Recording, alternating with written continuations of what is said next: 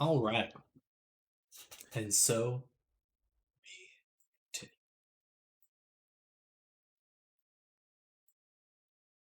All right, she's looking pretty good.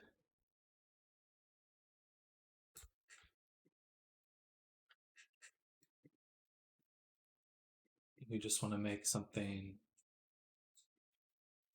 interesting for the top. Really clean that up a little bit.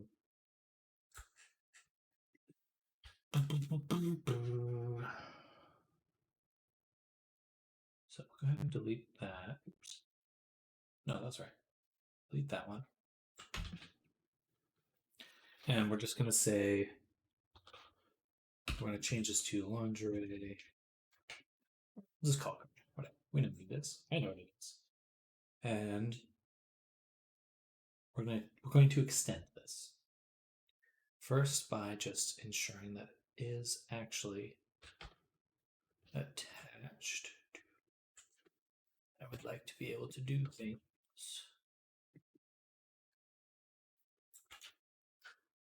What's going on?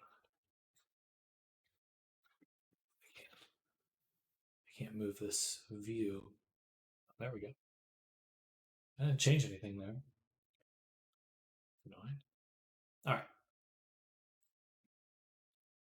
So first we'll start by just doing a fill. This one, we'll just move up. And we'll make it normal.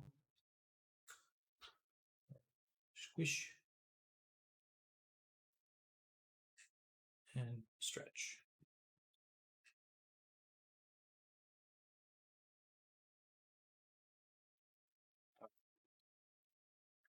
Something like that.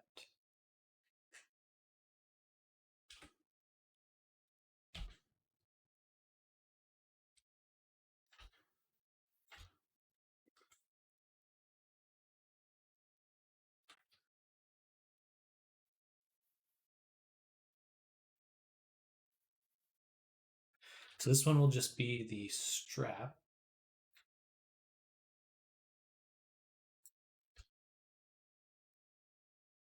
Come on. Let's turn off the hair. So it'll just be the strap. And then we'll make one more.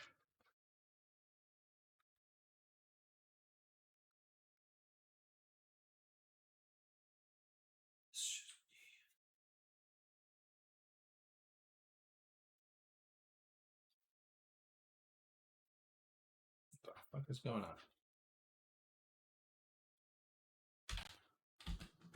All right. Linear dodge. Duplicate.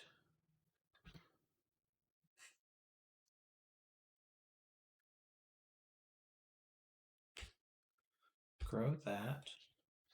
Rotate it. So we get this harsher edge. This edge. And then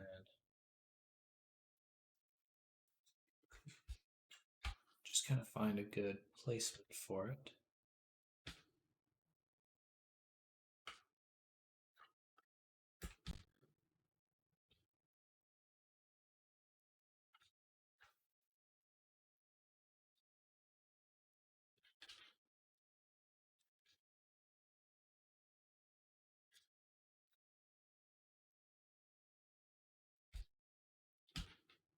Probably something like this.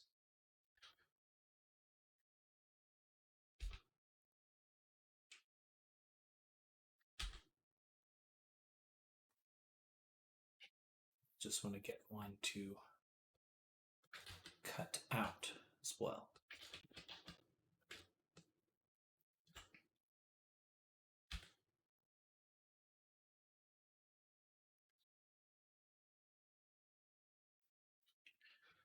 Bum, bum, bum.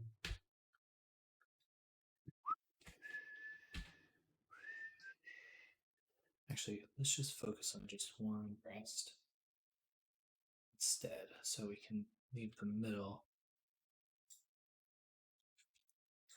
open. And we get an actual little strap going across.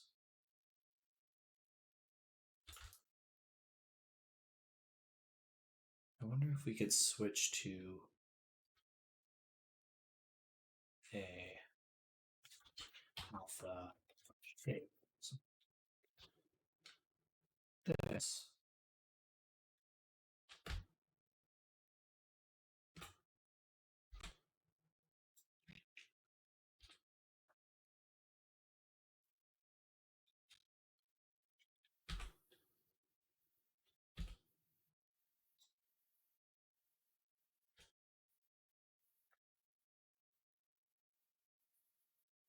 Perfect.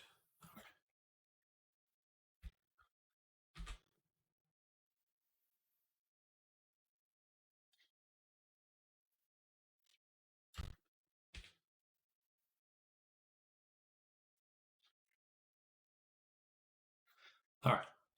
So now we have something that goes across the breast, leaves the strap, and then we can probably run another cut here to get a different shape. But let's get some reference for what we're doing.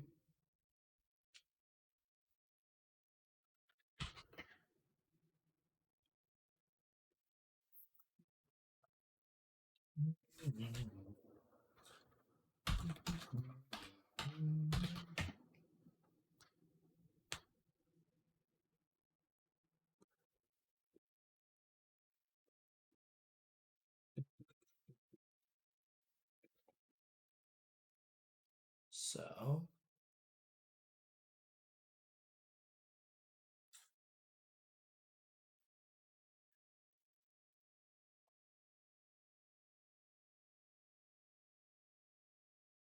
what this is missing is kind of a triangular cut. This.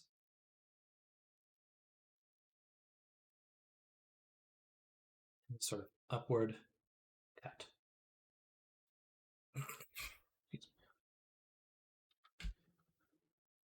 Move it in just slightly. And let's make one more. This one we will squish down and in. Move in. So a bit more control. This we can rotate like so. Move up. And then we have a more triangular cut, which is more typical. Something like that. Maybe back a little further. Basically just looking to get that corner in. This corner.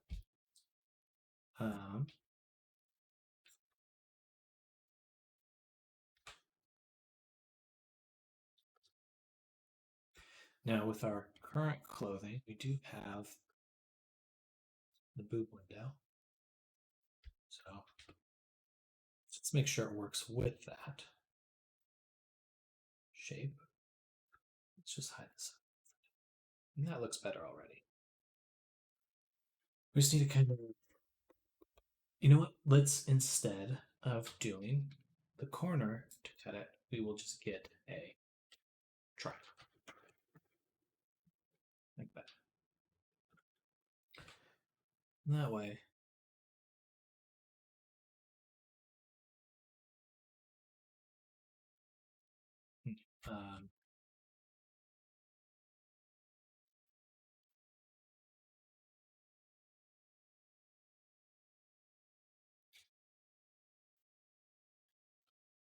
we want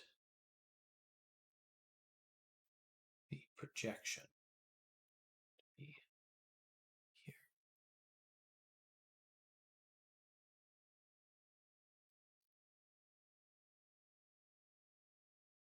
That should be it there. Move it forward a little bit.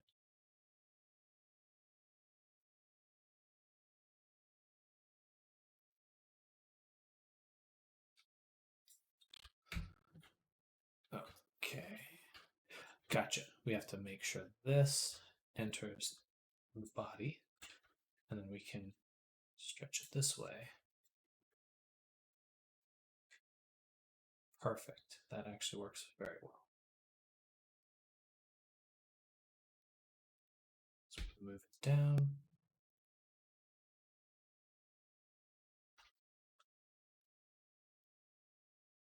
I guess like this, move it down.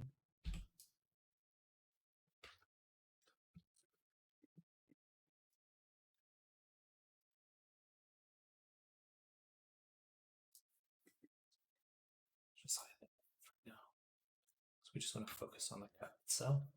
Clothing. Perfect. Something a little saucy. All right.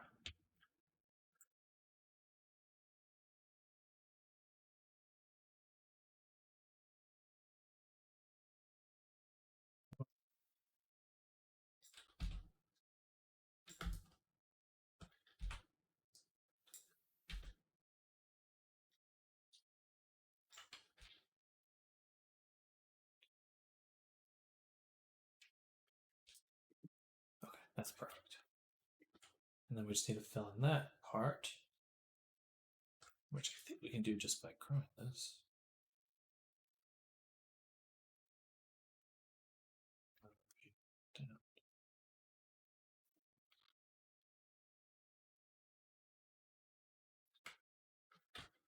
This.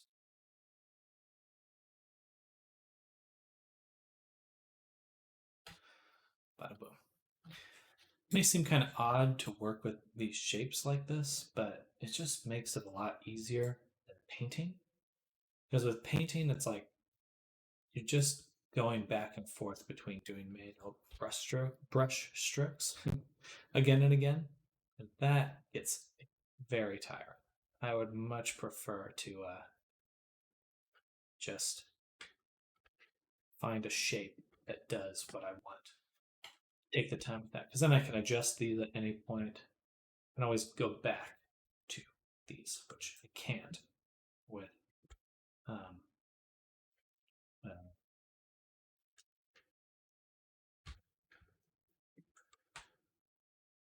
with drawing. Just not possible. Why isn't it possible? It's just not.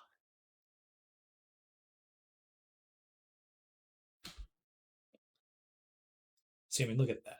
It's like I could try to paint endlessly to get a strip that looks this crisp and goes all the way over and meets perfectly.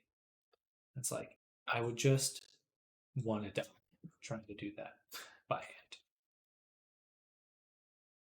But instead, just do it procedurally.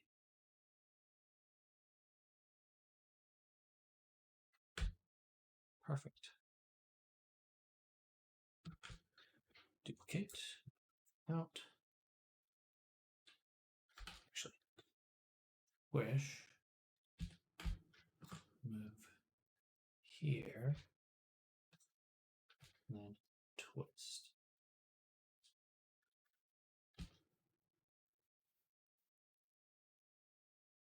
And this one. Bam.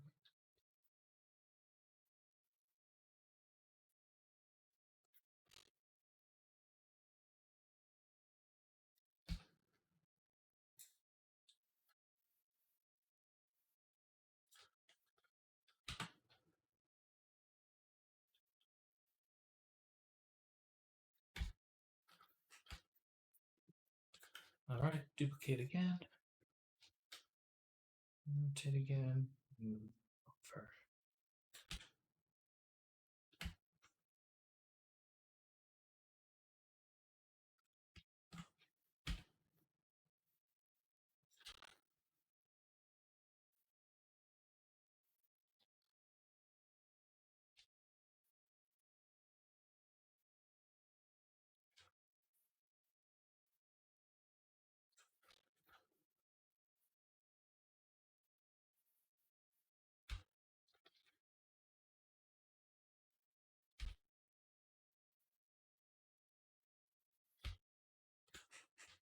All right.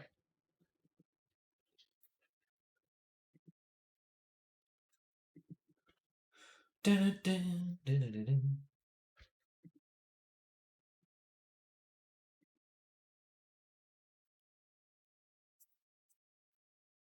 I'm going to add a painting and remove top.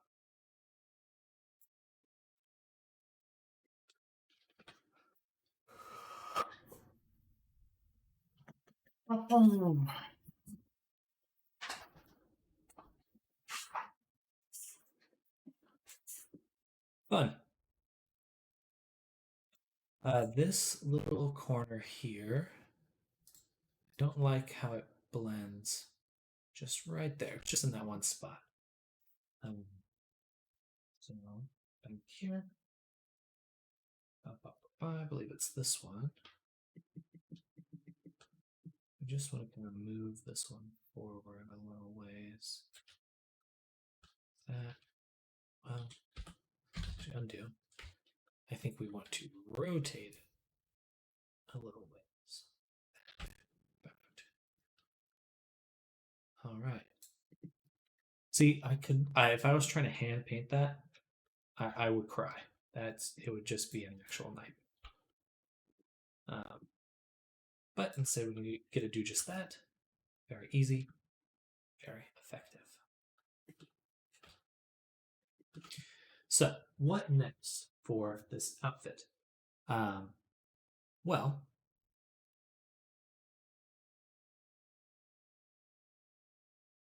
that's a good question. I'm going to turn back this on. And we'll just play around with this. Now that we have all these procedural shapes we can move around. So I think what I'm going to do is I'm going to duplicate this one. And then I'm going to move it this way and this way. And then we're going to set it to subtract. We get a nice cutout. Then we're going to take these straps, move them above the spot here. We're going to do like a nylon through there. Maybe a bit too revealing. Let's turn that off for now. I just want some sort of pattern or design on there.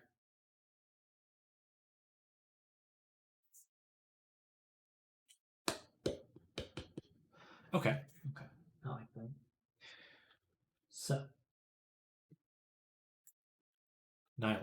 We have this nylon material. We're going to extend it. We go into here. We have the gradient. We want the nylon itself. We're going to add, guess what? A fill. Do this. Ah. That's not how that works. Gotcha. No, it is how it works.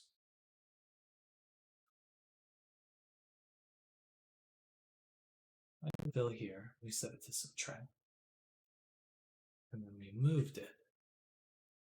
No repeat. Planar projection.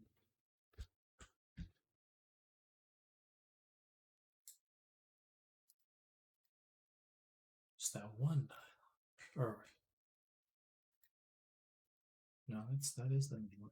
So not subtract, but multiply or inverse subtract. What reveals the gradient here?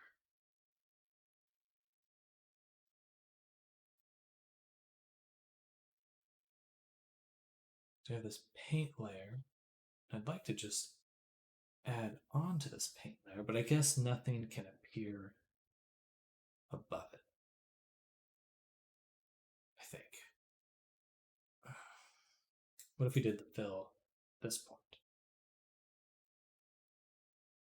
No, maybe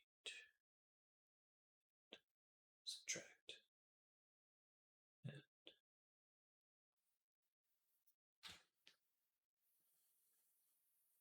course. That's not the problem. The problem is that I've made sure to keep the nylon just to the legs, but we also want to include the body. Now, I should be able to do exactly what I was attempting to do. Add a fill, set it to subtract.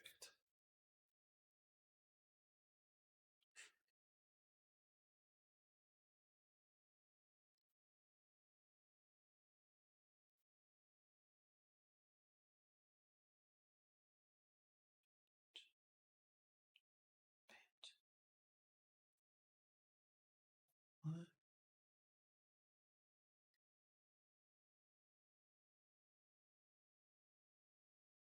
Oh, no repeat.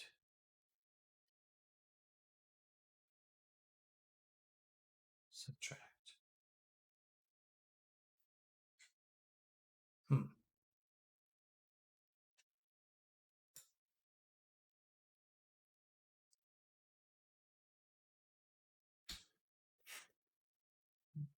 Uh, what's preventing? Is it the guard that's preventing it? No. Why isn't this object having any effect? Let's go into mask. So we can see the mask here.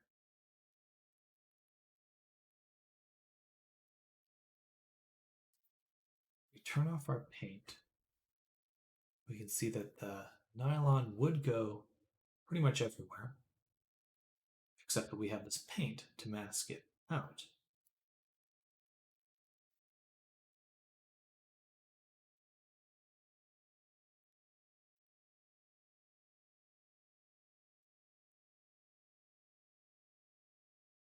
Gotcha. The paint is doing exactly that. So we need to remove the paint from the torso and then use the fill to do the rest. Gotcha. All right. Dun, dun, dun. So if we do something like that, see if we get the nylon up here.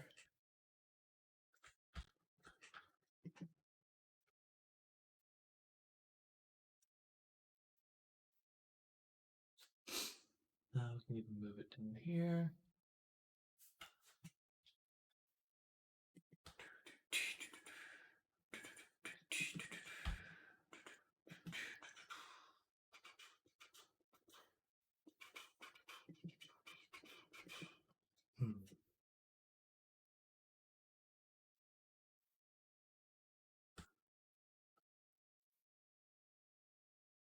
What was I going to do?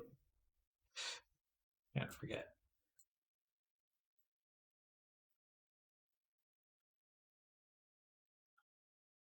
That's kind of nice.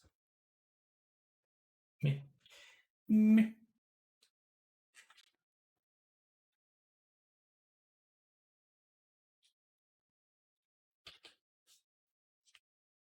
Okay, let's think.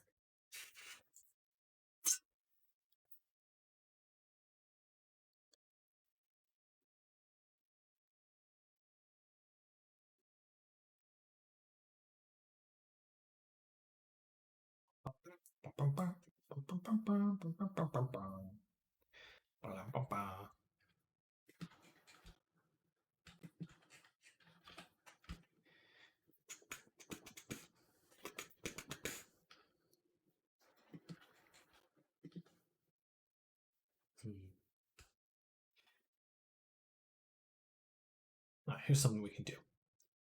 We can delete this. Add another fill again. Set that fill to plane project. This is what I wanted to do initially, but I was confused by how it was working. Now,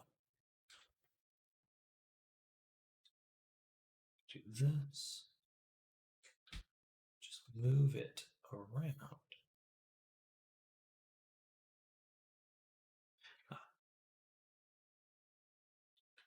so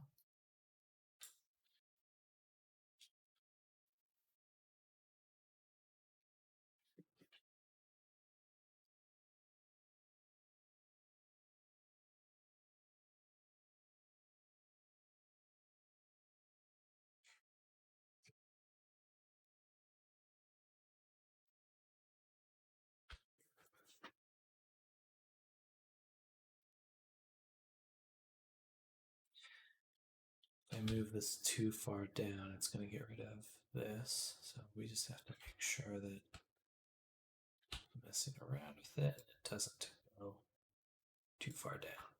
Okay, ideal. Not how I'd want to be working with it, unfortunately. Or maybe I should just do this.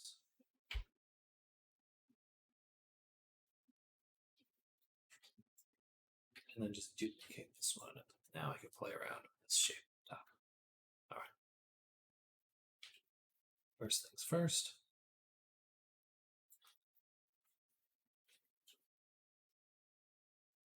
Add it to this section here, where it's just inside, unlike the inside, which is pretty cool.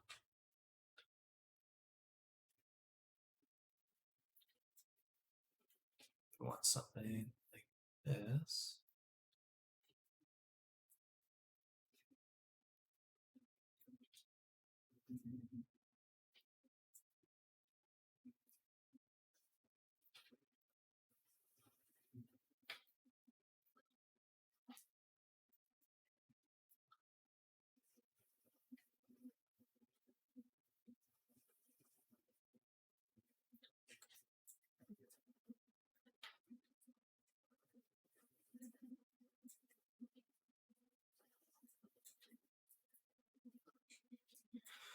Pretty cool.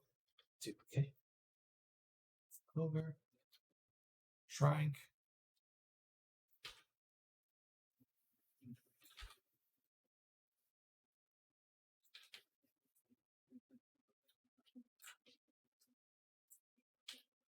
So now we can have the nylon. The interior here is kind of a cool look.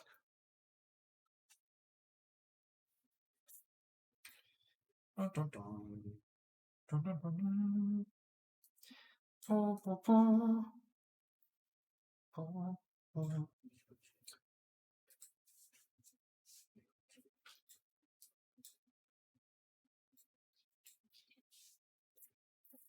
Ah, Red Bull. I'm gonna start some tea.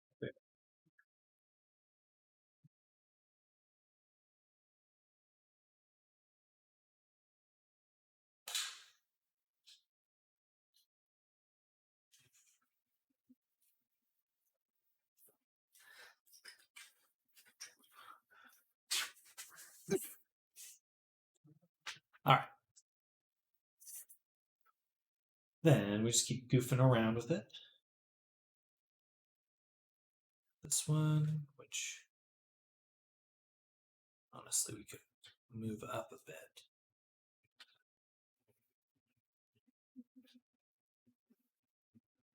Yeah. Perfect. And then I'd like to do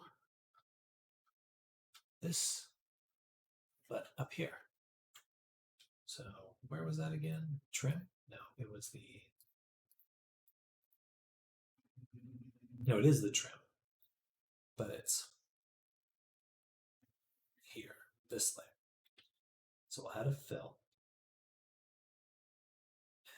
And in that fill, add this one. This one.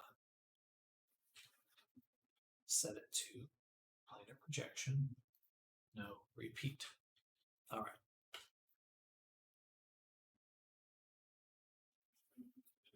What I'd like to try is just moving it onto neck. Hello?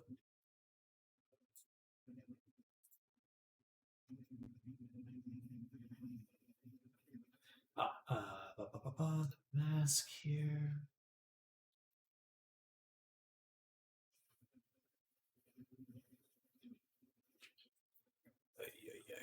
This might be more trouble than it's worth.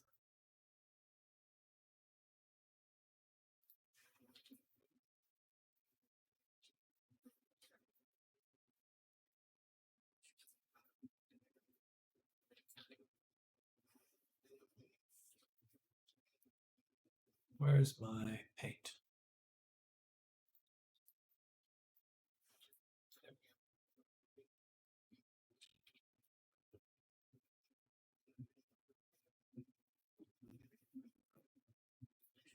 Yeah. Okay. So that's a pain to add, unfortunately.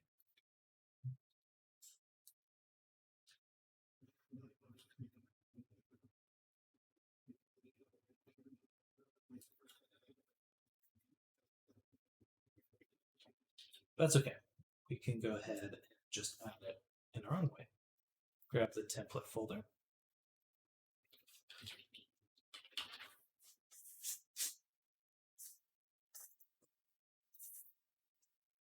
Boom. Say raw trim. And just the color for now. Fill. Blend projection. No repeat. Drop in this material. Perfect. Now, we're just going to play around with where it goes. I think something like that's pretty cool.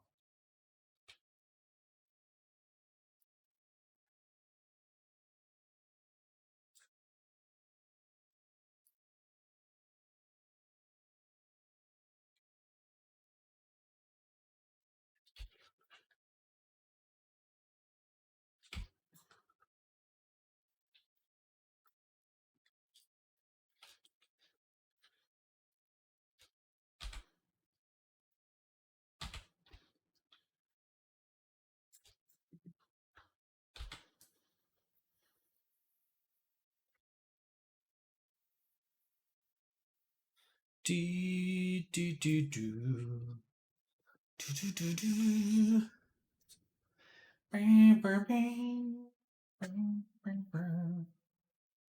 Now, how do we extract the mask correctly? Can we even do so? I don't think we can because there's two. This is made from a mask. We put an anchor point, so we just have to. Oh, I know what we'll do. Go to the nylon, grab the objects that make up the breast. Boom, paste them. Awesome. Okay, now we have that same cut, which looks pretty good.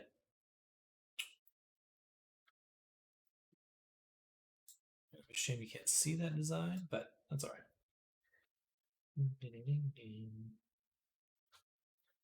What we haven't really decided is how does this end? Right now, we're just kind of letting it be whatever it wants, but I don't think that's actually. Turn that up, shrink, move it down.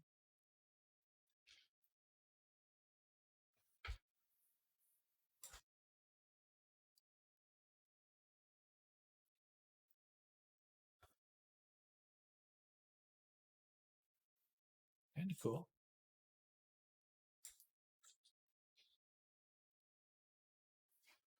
Let's play around with a different design. Let's drop this one in.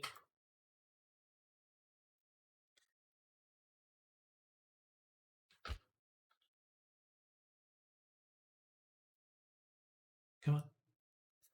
Substance, please. You're driving me crazy.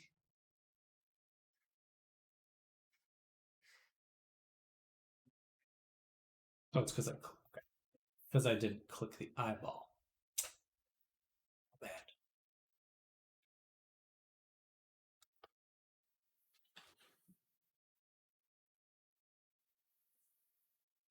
do it a little bit that way. That way there's no stretching on the inside. This little goofy face. That's funny.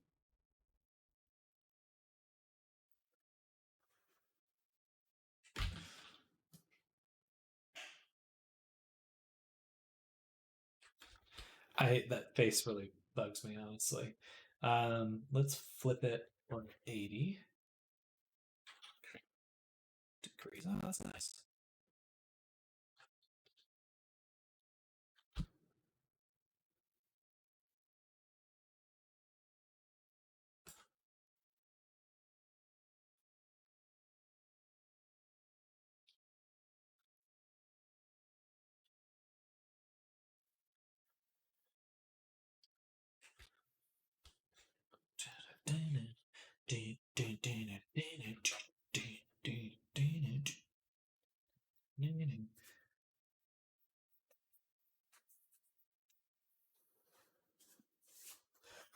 Oh, baby.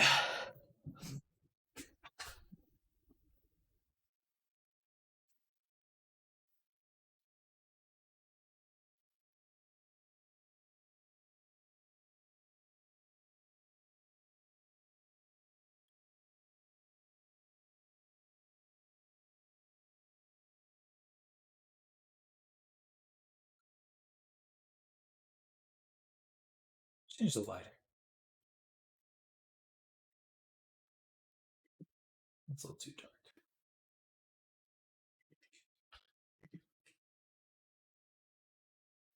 Oh, I clicked it again. I just want to click the eye. Click the shader. Please. Please.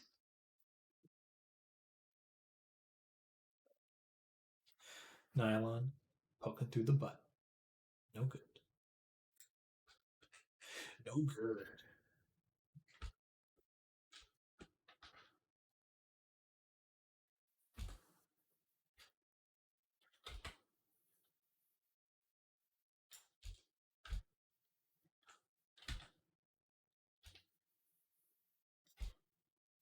All right. There we go. Then for the nylon here, though,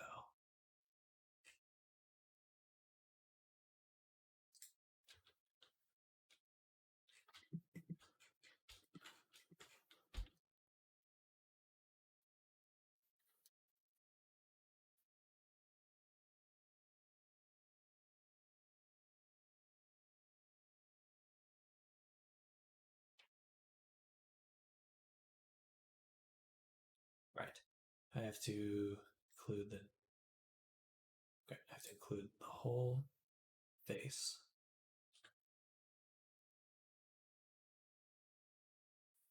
Then we go to nylon here, and I paint out individual faces to be affected.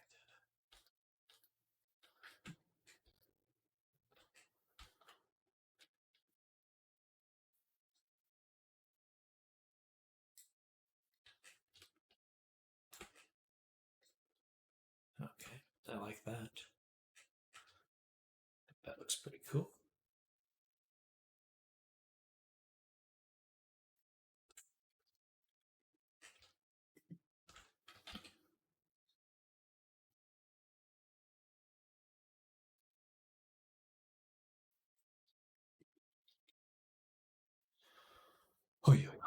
Oh, but I don't like that. That is a problem.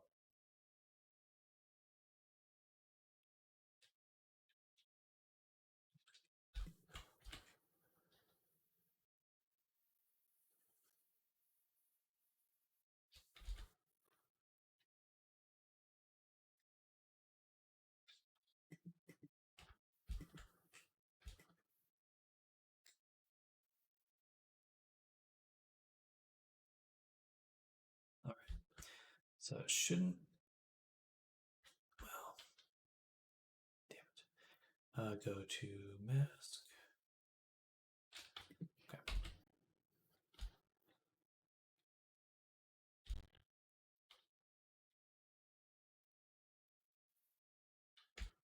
Like that. Okay. So can't go any higher than that. Perfect.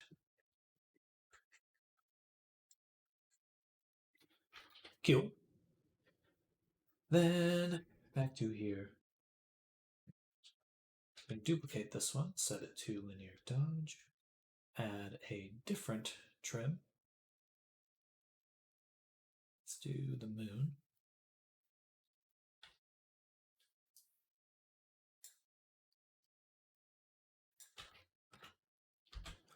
The moon.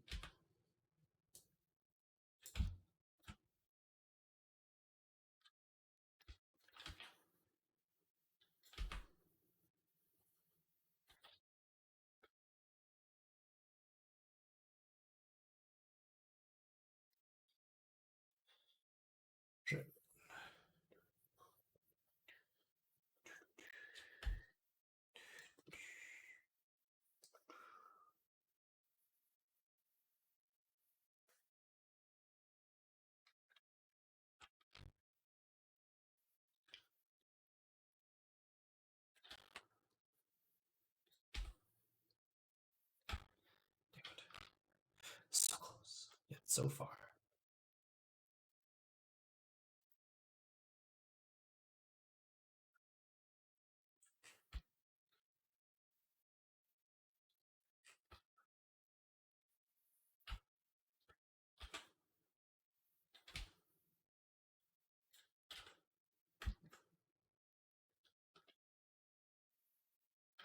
I think I just have to paint that out. And that's okay.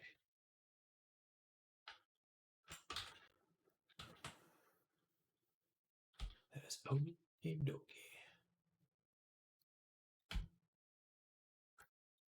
That doesn't look very good from that side, though.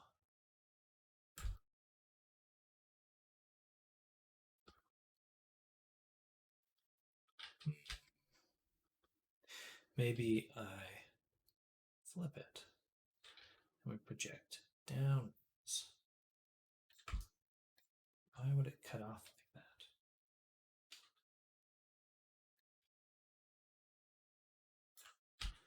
All right, maybe I don't want that either. Just this.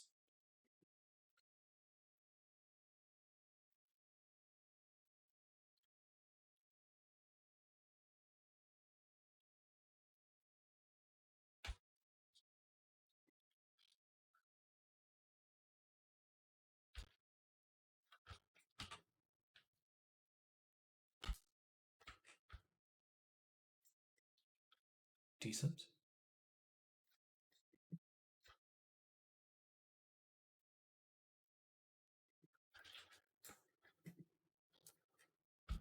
I like that. Let's go ahead and add one more paint on top. All we want to do is just remove these spots right there. Yeah, looks pretty clean. Okay. Nice. Now we continue. We'll just want a little bit of design on the back, and I think we're good to go. Doop. Shrink this one, move it down, rotate it.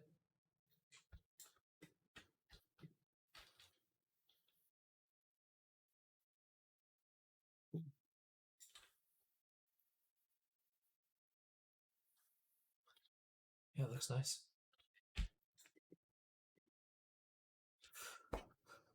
Excuse me. We're not really going to be able to see that one, but it's there. it's just hidden. It's a secret one. Now let's get rid of this odd pattern there. That must come from the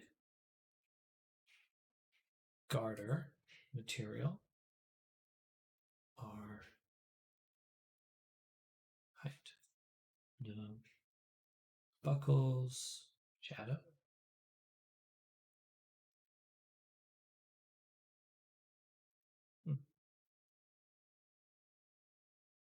Template. I'm assuming that's this one here. Yes. And it's probably just because this fill is repeating.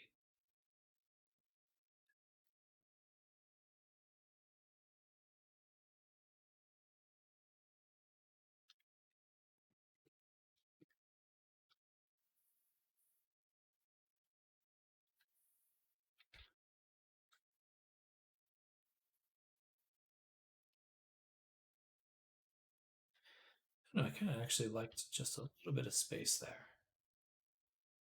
Gives the eye a resting place.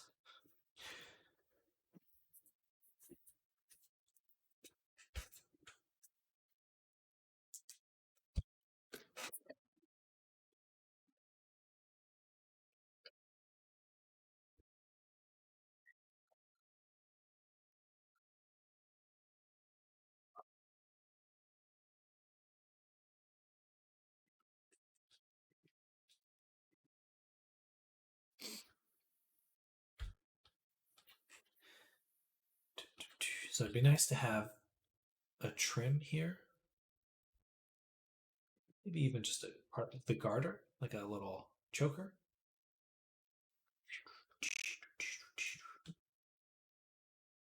Let's try that. We'll go to garters, grab one of these fills, duplicate, and rotate. And all I need to do is move it up, extend it, and move it over.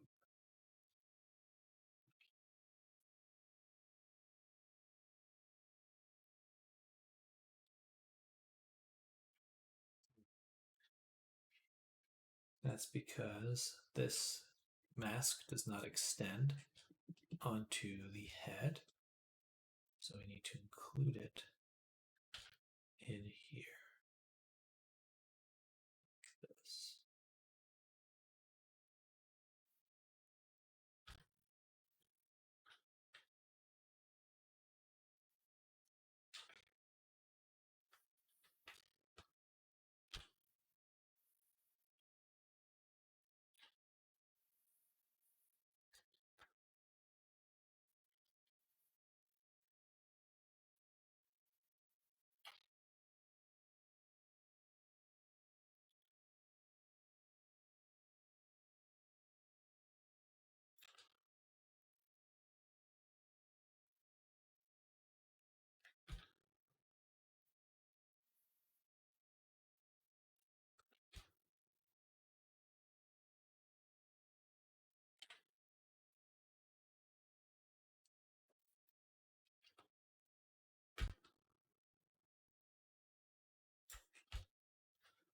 All right.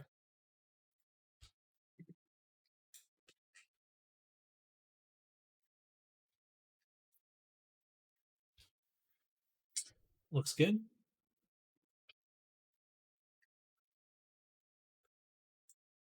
So, one thing about the nylon material is I could do a sleeve that kind of comes out here. I just kind of want to see what that looks like. Could be fun.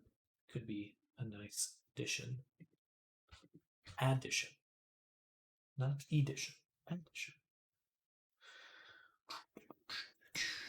All right, so nylon here. Just grab this, and I think all we need to do is that. And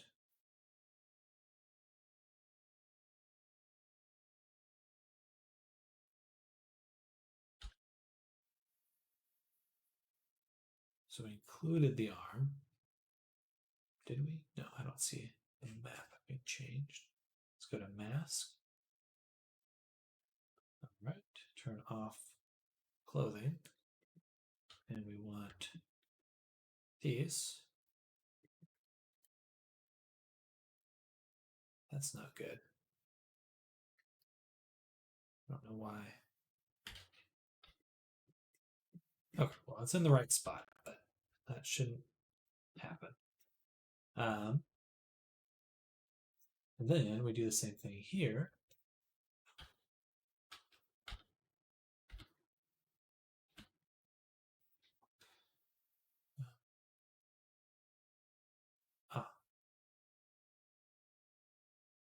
keep forgetting who this works. Do that. And then we take a fill. Okay, we're cutting out the shape. Oh, it's kind of annoying that it works like this.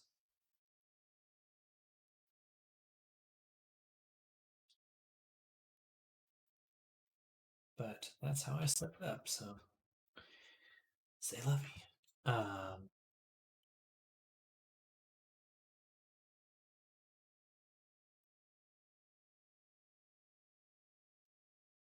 Well, wouldn't I just need to turn these off? Or at least that one off? And then all I need to do is that.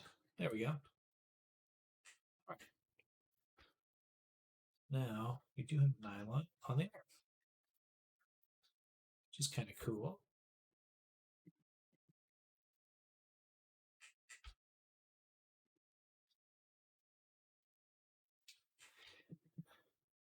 Meh.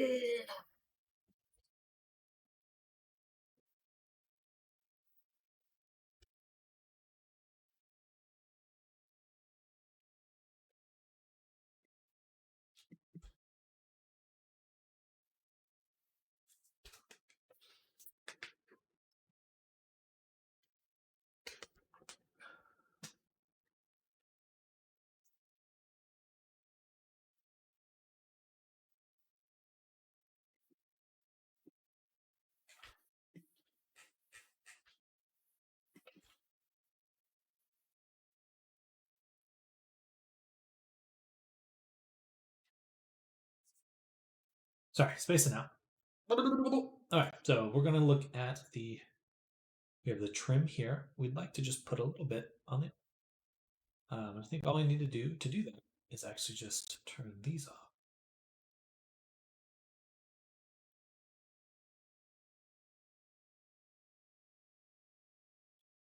Well, maybe we'll want to leave this on. It looks a little bit better without him. You know, she looks a lot like Hinata from Naruto, especially with the nylon mesh.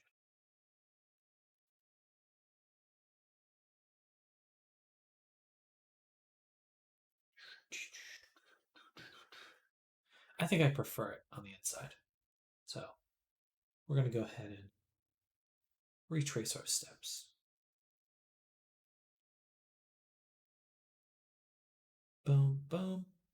And then we just go here, nylon, boom, boom.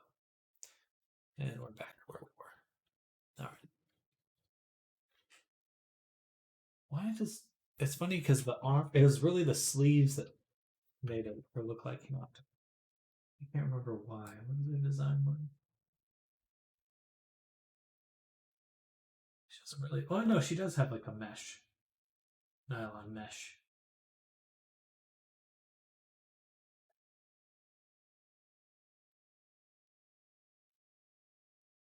Huh, funny.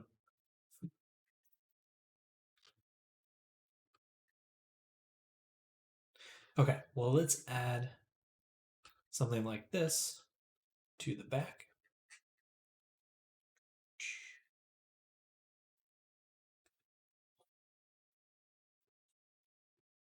So we'll take our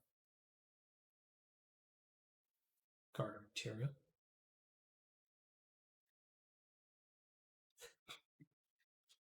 And we'll have one that separates the garter there. This one. Duplicate that one. Move it to the top. And then move it back and up. Now we have it there. Easy. Power of procedural materials. I'm just going to close it a little bit. Then we want to fill it with the same material here, which I believe is this under trim garter. And we'll use an alpha shape. This one, this one.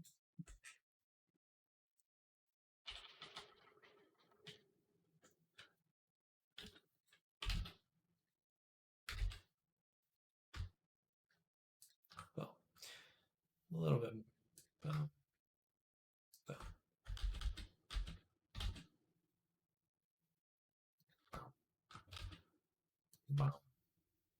That's fine.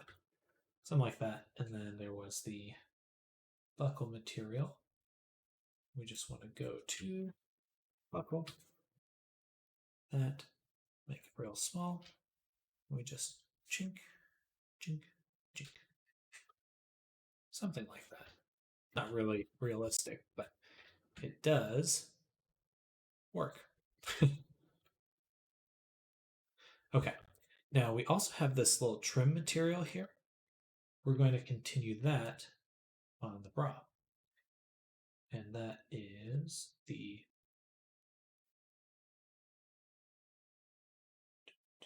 buckles, hide, shadow. Shadow? No. Where is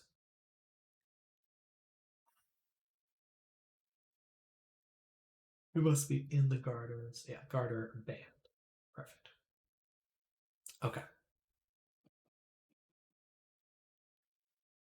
So to start off, we're going to take the fill on the cup. This one. Copy that one. Not duplicate, copy, and then paste it here. And then we'll duplicate that one and set it to subtract. So all we need to do is just move this down and we get a band.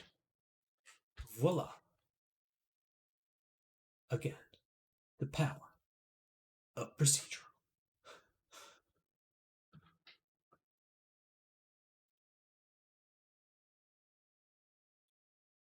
A little bit smaller, I think.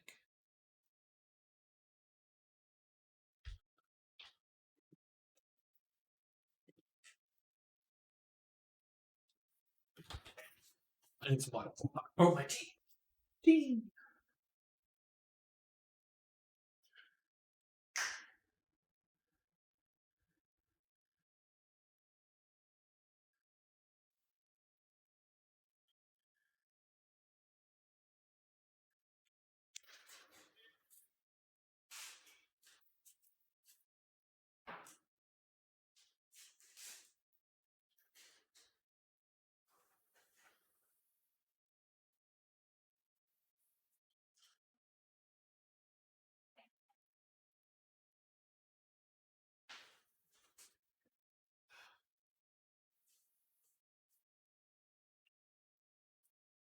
Also got one. We got tea and one. This is good.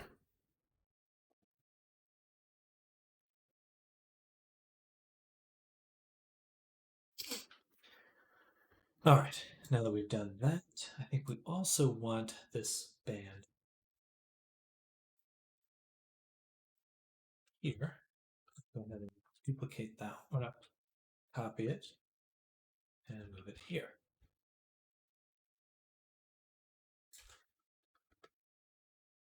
Same deal. We'll also duplicate it, set it to subtract, and simply move it down like this. And as well,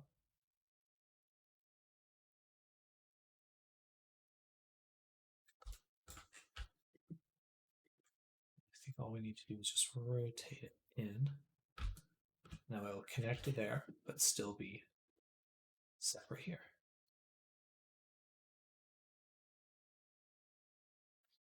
That.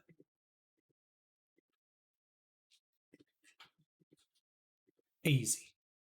Easy peasy.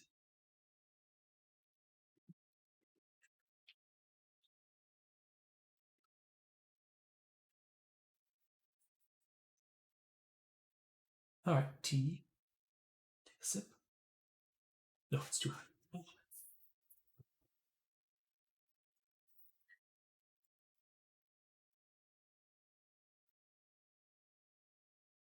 It's pretty good, honestly. Honestly.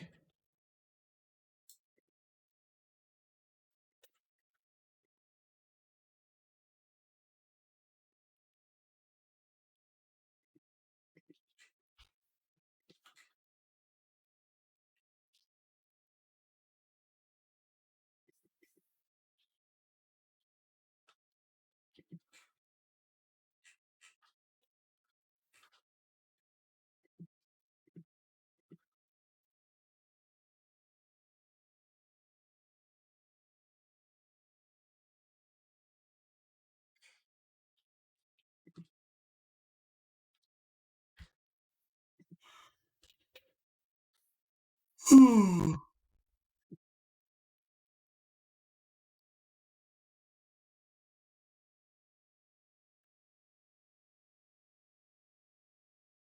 gonna give her eyes soon.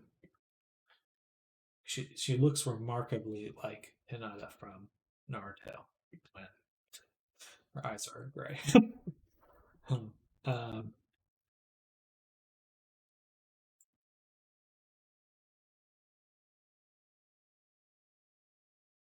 right, let's get this pattern and move it up here as well. That was the garter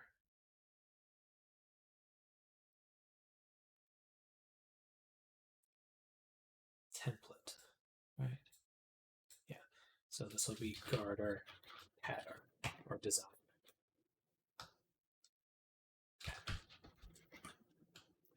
Let's duplicate that one and move it up.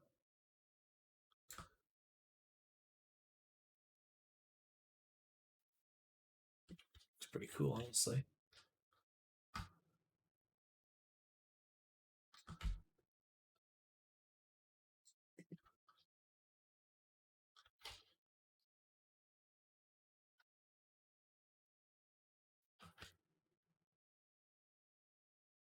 I like this curve thing.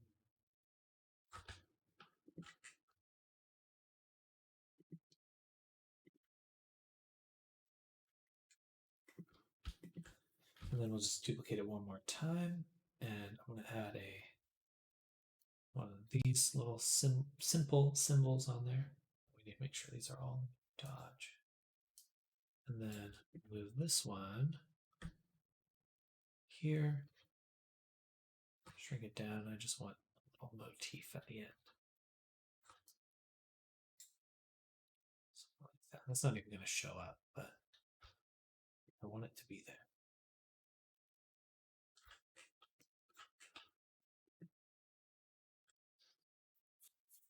All right.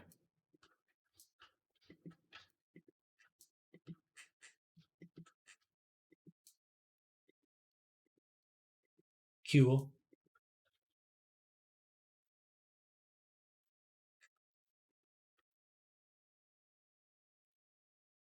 So we're going to stop there and move on to the eyes.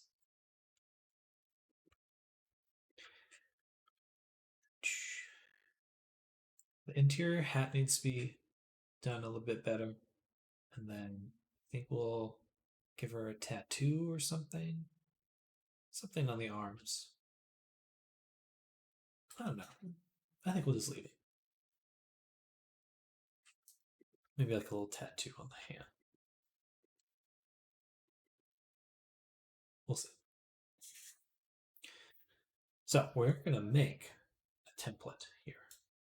So this will be, we'll call it I template.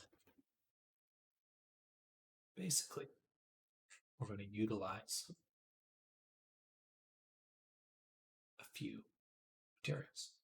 So first is fill in the mask, of course. We'll want a alpha circle. Now we want, which one is it? It's the, oh, it doesn't matter because I can scale all of these.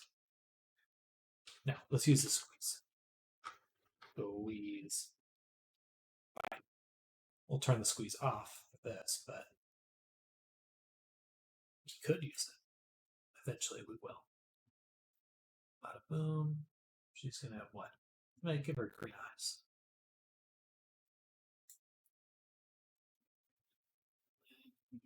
Make sure this does not repeat. But of course, it will repeat when the eye extends outside the bounds. So we do need to go back to Blender, tweak that really quick. So that's no good. No good.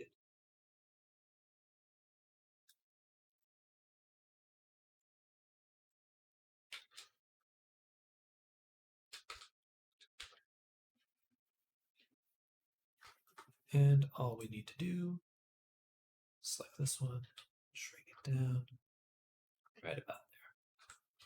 Select everything, file, export, fbooks, v2,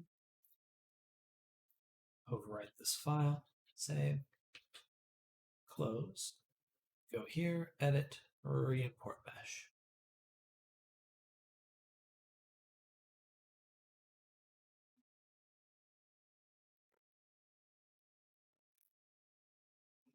All right, back to the eye. Hello. Literally,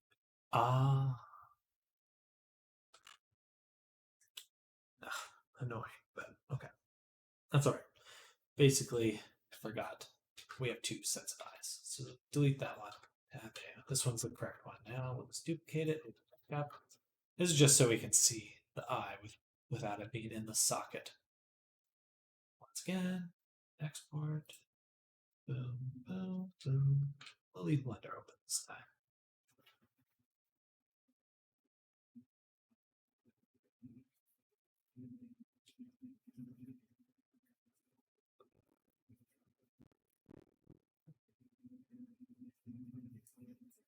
Back to the eye. Yeah. And then when we go to this shape, we have the tiling option, which we can use to adjust the size of the iris. Do something around there.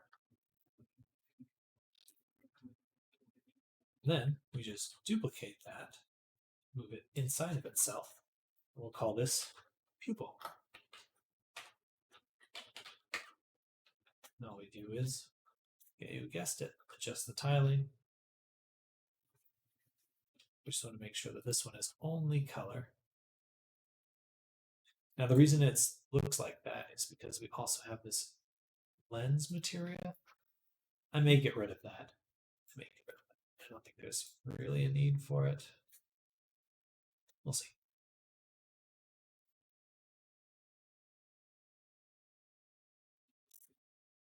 It's supposed to just give the reflection, but it really depends on how it performs inside of Unity. Worst case scenario, we'll have all the textures, and I would just need to remap or make a new eyeball, which shouldn't take too long. All right. For now, we keep the lens off.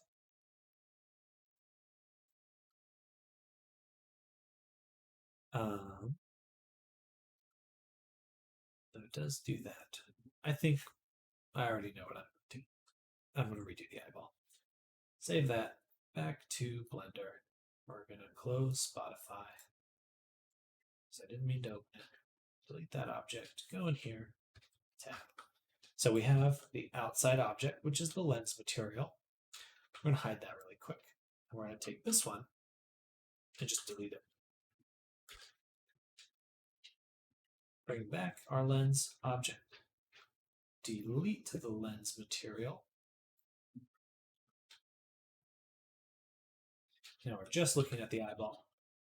We'll go ahead and do a cut along here. Select this point by seam. Project it from view to bounds. Same with this one. But this one we will just shrink way down. The other one we will shrink just a little. I think the one difference though is that we want to just let it remap itself. All right, there we go. Duplicate, move up. All right, select everything again. Export.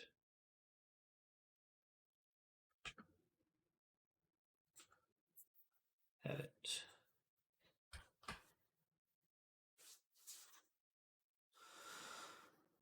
Yes, much better. Now,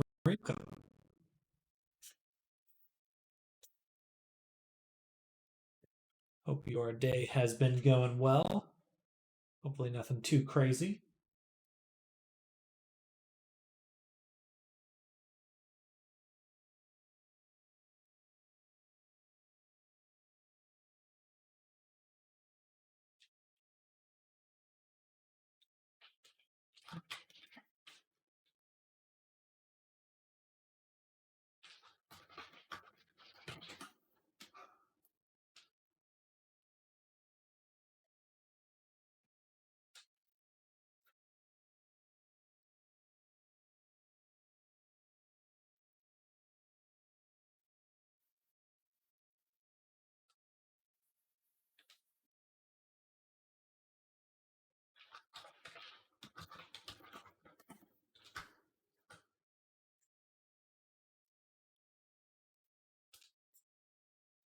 All right, there we go.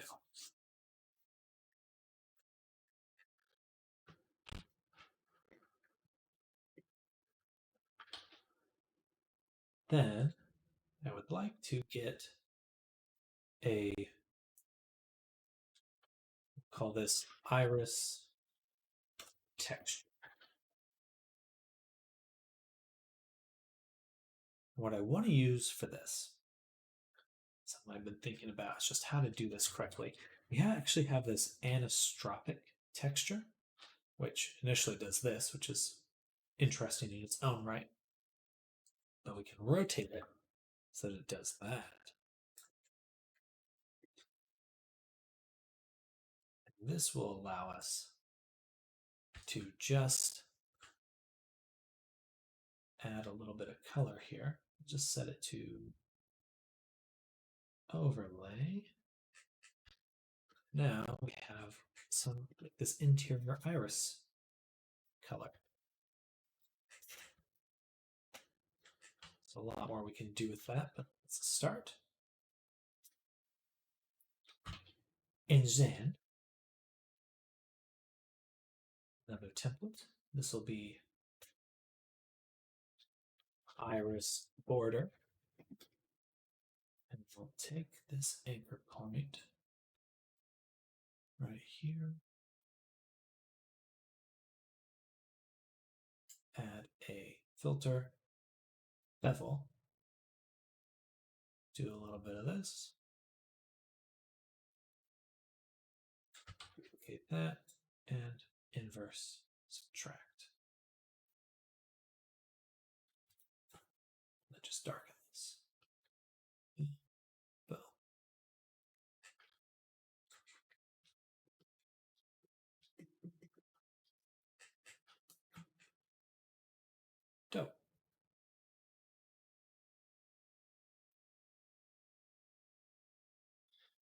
I think we'll actually pull the pupil out there, because then everything's just visible directly.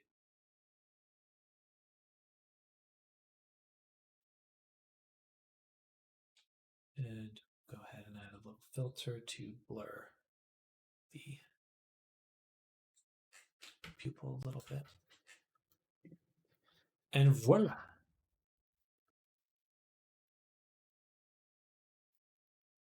One more. We'll call this pupil border. And we'll put it below the pupil. This one we'll make a gray as well. Set it to overlay. And then just grow it a slight amount. Or actually, we'll just increase the blur. And then grow it too. It's a little grayer than I thought I would like. Because I need to put the overlay here. Oh yeah. Oh yeah.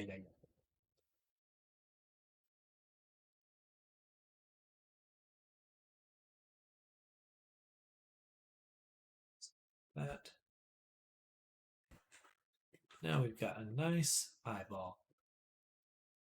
A few more things to add.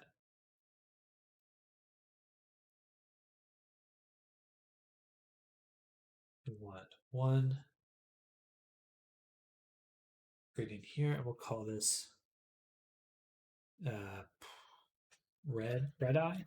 Don't really know what to call that, but something like that. It'll be bright red. We add a fill. The fill should have a gradient, but a planar projection gradient. And we'll do is shrink that, move it up to the eyeball.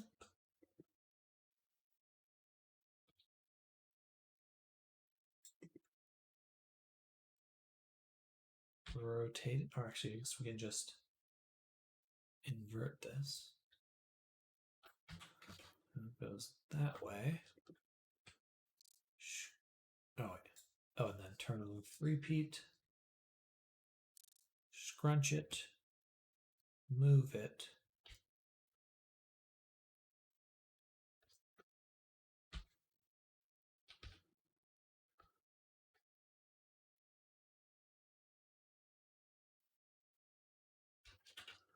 Does it need to pop like that? What is making it pop? Pop it. Screw it. Pull it. All right, I know what's happening there. I'm going to go back to Blender really quick. Grab the eye. This part of the eye. We want to select this here. Invert the selection, unpin. Invert again. G. Oh. Ugh, that didn't work how I expected.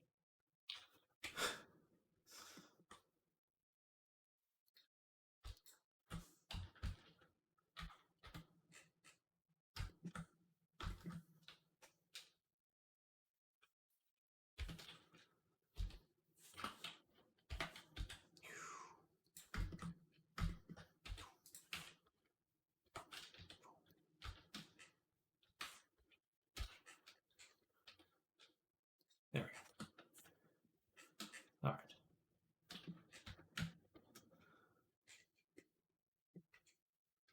No. Why? Oh, I'm glad I noticed now.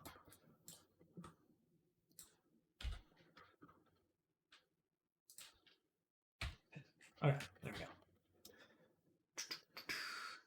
go. Export again. Double check. Boom. Save. Return.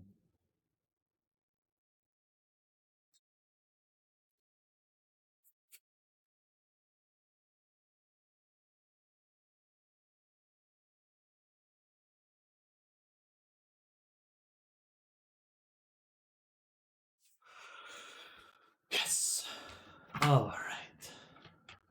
Now we go to the eyes. And we've got our red eye object that we can now adjust.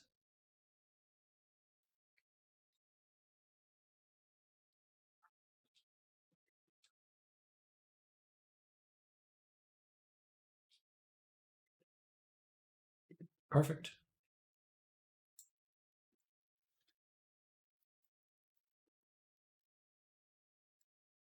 Probably doesn't even need to be that red.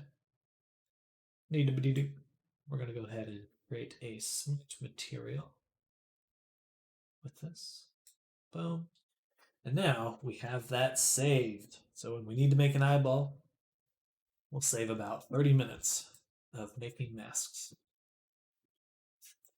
Yeah, she's coming out really well. I don't know if you've seen the progress, Kayomri, but got all these little details. I've only seen most of them, but we've also done quite a bit with the lingerie. The blue is just temporary, but mostly so it doesn't look too terribly lewd. But yeah, she's coming out super well. Really loving the leggings.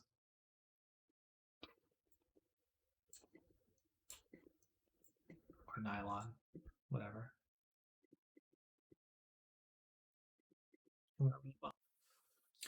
I'm pleased.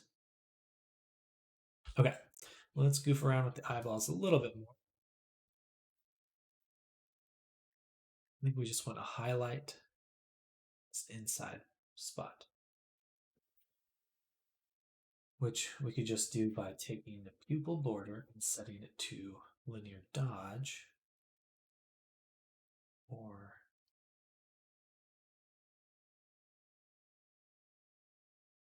linear dodge is fine. We just want to change the color from a gray to more of a yellowish, something warmer, like so. Maybe not quite as intense. Perfect.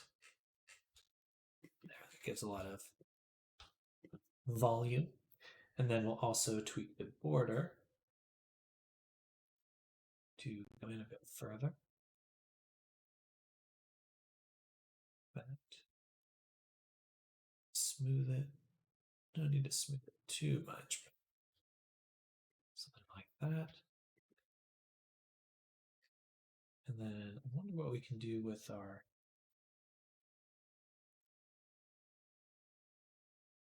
iris texture. So we have this anisotropic material. There's a lot we can do. There's like a random angle thing. Look at that, looks pretty good. Disorder. Contrast. Ooh. Yeah. Balance.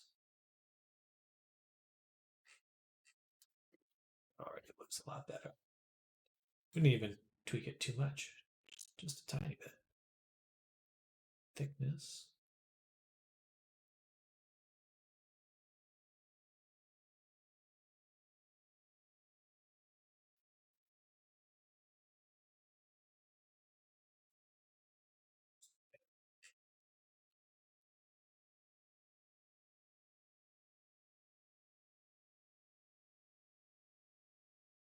Nice. That's awesome.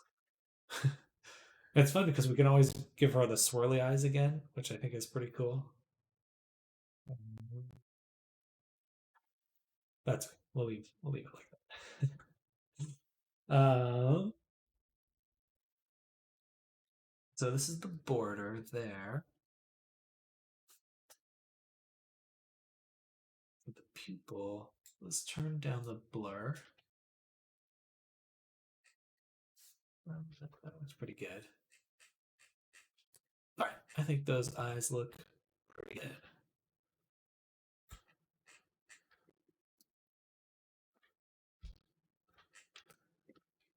You can always go and change the color.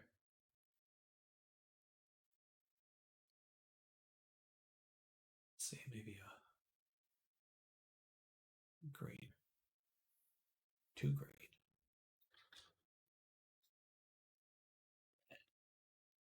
Yes. All right, We'll leave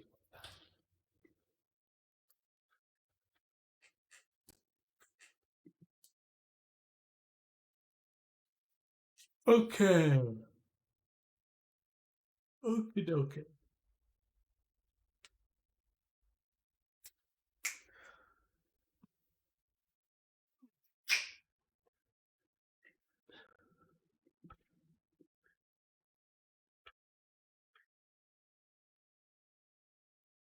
I think we need to start on underwear. No. Gonna do that. Body.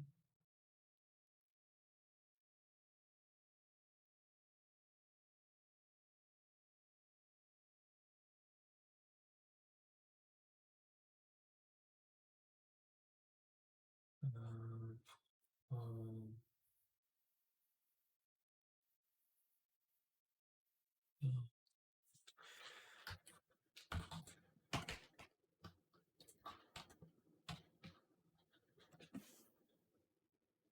allowed folder.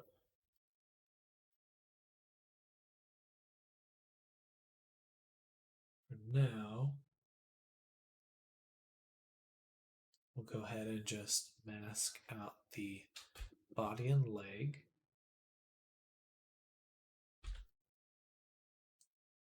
Like that. And then this will be the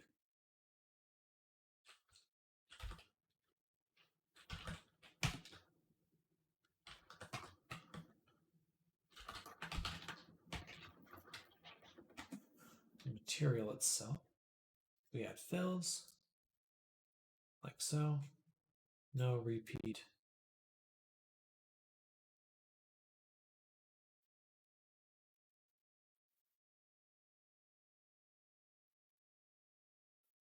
We need to delete that. Here, go like this. Planar projection again for the win. Scale.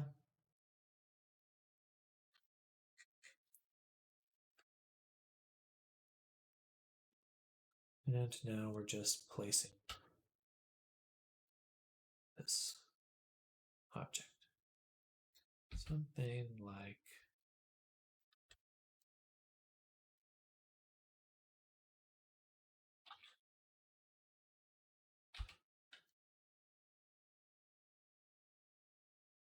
this.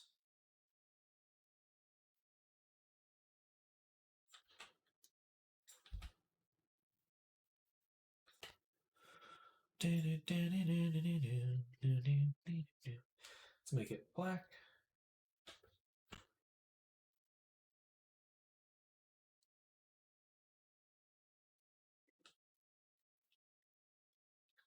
I do think we need to add a height and roughness. Let's set the height to replace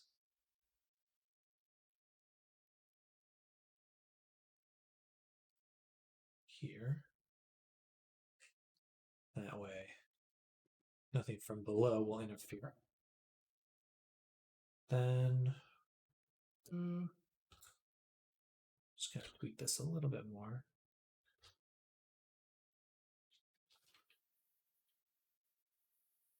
Duplicate it. Dun, dun, dun.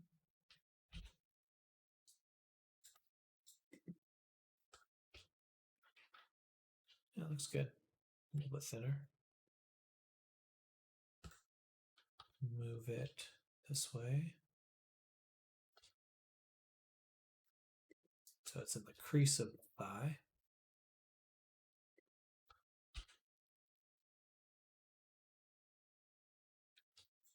And then I'd like to fill it in, basically.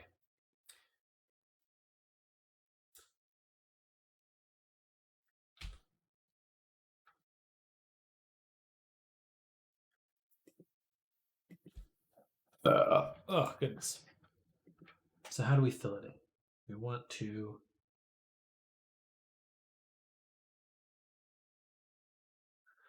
Gotcha. It would have actually been easier to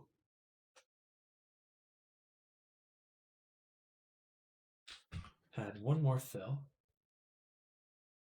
like this.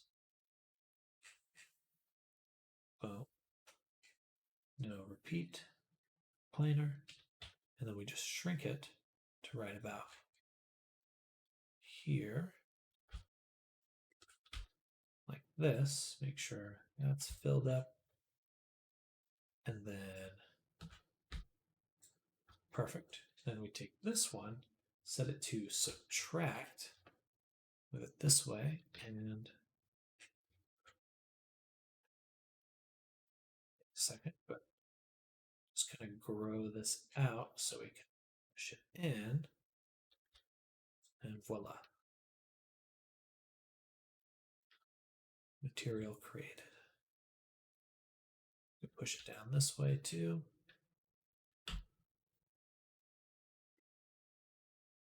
And we have what we're looking for.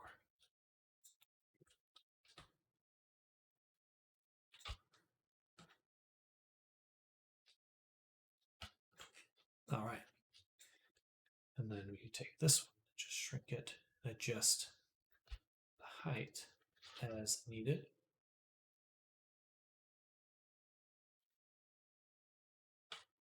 Do something like this. Even better. No. Yeah. We'll do one more. Duplicate this one, move it up. Assets, we need a alpha. Okay. That will be perfect. Set this one to subtract as well. Rotate it.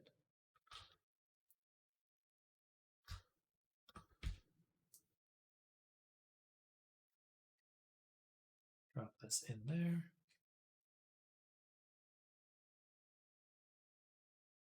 This one subtract. Maybe I need multiply.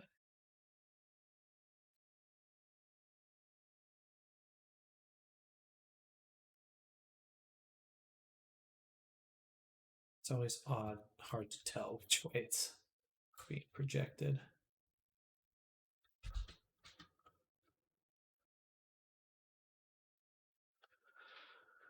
All right, let's just shrink it.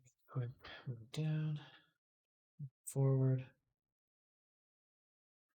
All right, it's being projected from the side, so this way.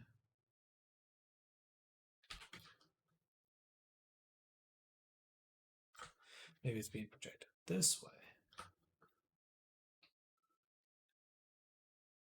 Gotcha. Doop doop.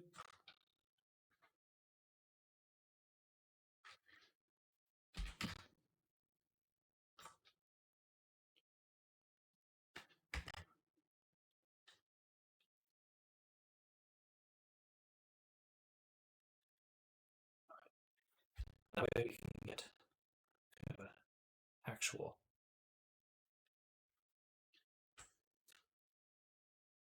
bend to that without having to adjust the other shapes we have.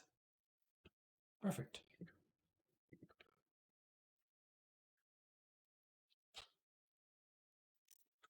I'm going to go ahead and just turn this one off. Et voila. Let's sharpen this filter.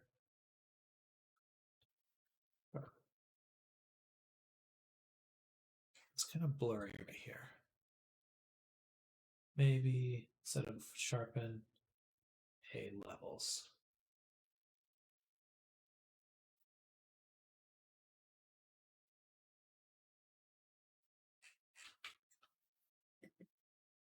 Yeah. Okay.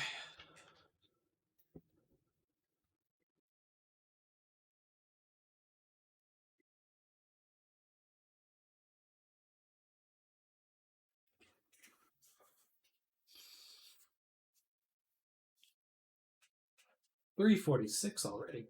As the day go.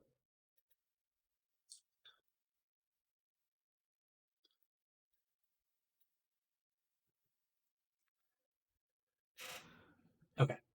So now we want to just incorporate, again, some design onto the underwear. Take the template, move it in here.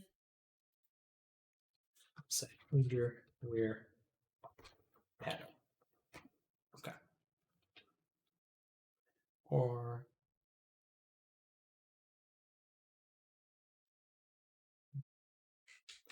let's see, should we add some height to it? 4 inch. Turn down the roughness.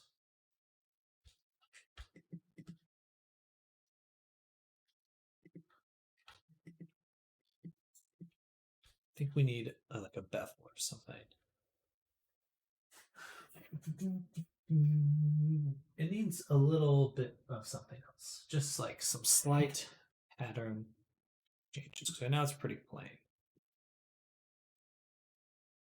Just something to make it go with the rest of the outfit better. Ba, ba, ba, ba, ba, ba, ba.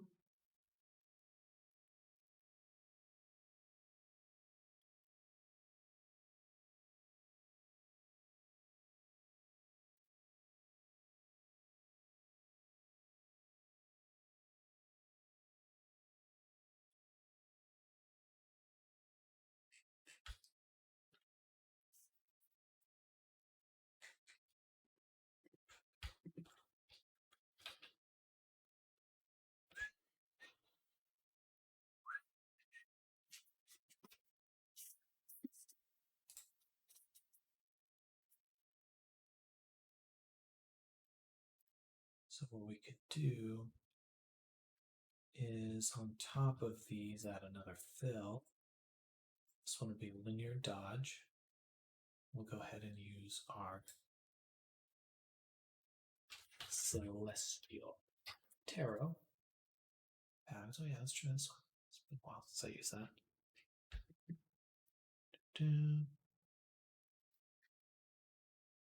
And I think we gotta go with planar projection. No repeat. And then we just shrink it down.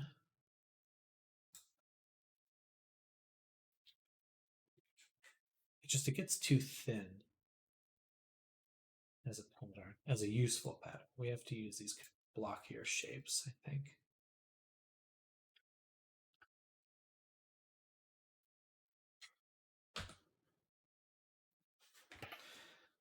I did not offset that. I don't know why it got offset. But something like that.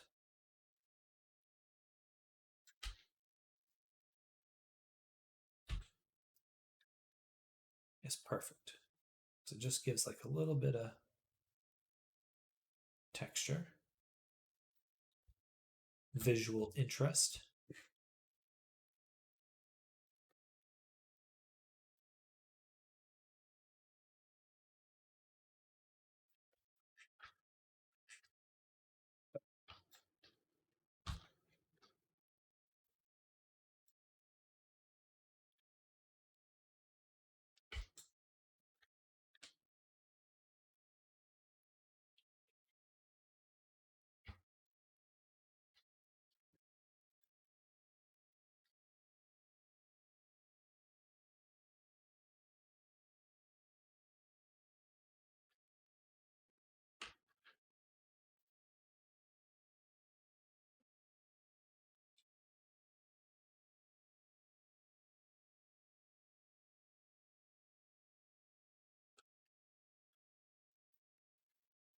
Maybe let's have these ones.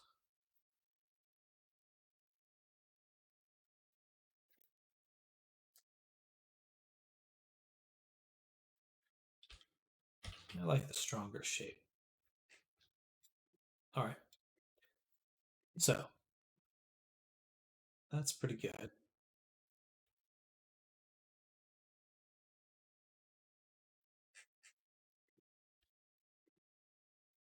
It works well for what we're trying to do. Next, we want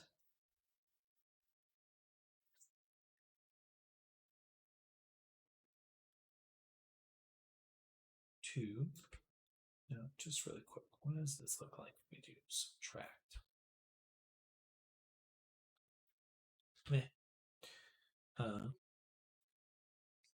So we can go ahead and add an anchor point here. And above this, we'll drop in another template. So it'll be under where. Actually, I'm just going to leave it as 10. Not exactly sure what it's going to be. But we're going to use that anchor point to create some sort of variation on the material. Do that. We go ahead and add a filter. Bevel.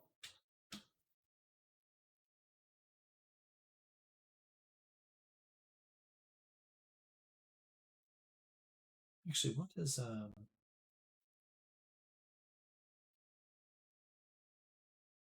outline do here?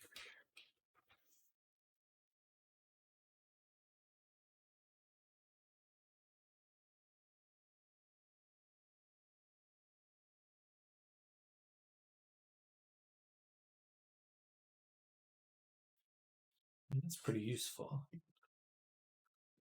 Gives it a nice trim. We can do something with. We'll need to clean up that middle seam. But for now, with the material itself, we can go ahead and just go to just height and just increase it to give it like a nice edge to the whole thing, which is cool and useful.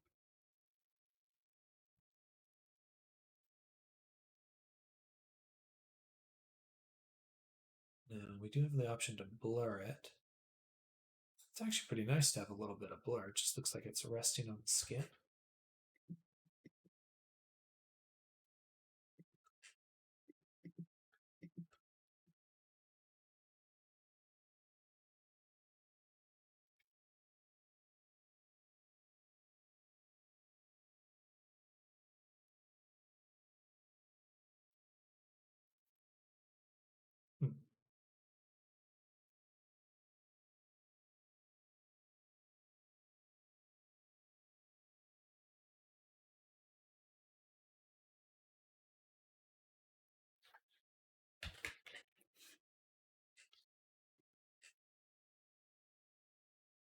All right.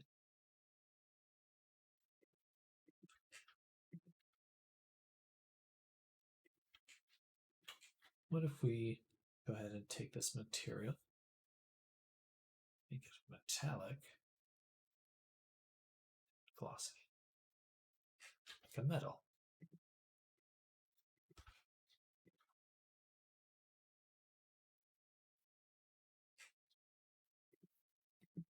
It's kind of nice.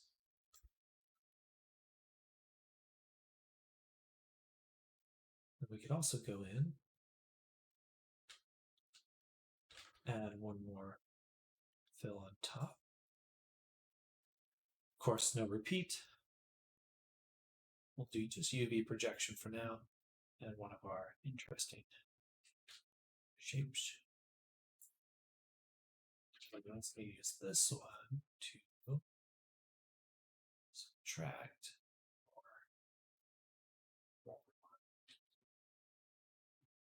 wait, inverse subtract.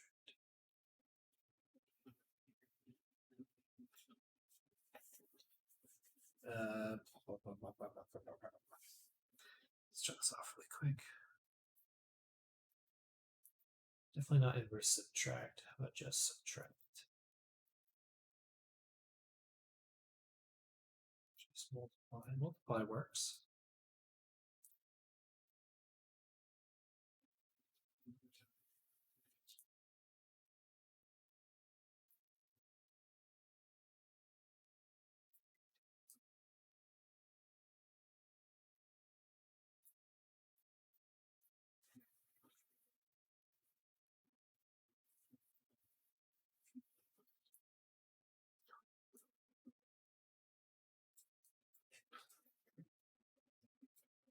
That's kind of cool.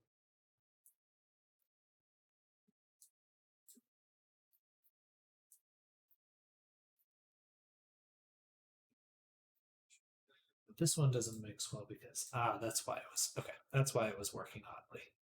It's because I had set it to linear dodge. Of course.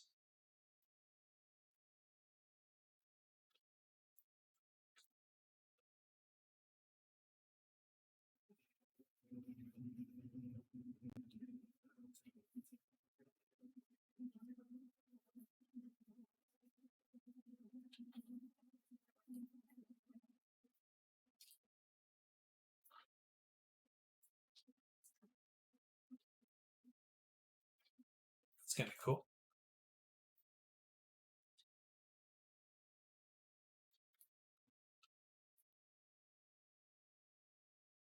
Little spirals.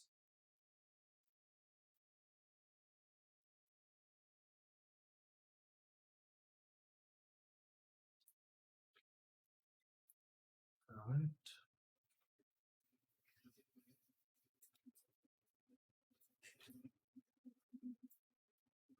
Dope. Now let's go to the material and let's just adjust it a wee bit. A little less height. Much cleaner. Maybe not quite that glossy.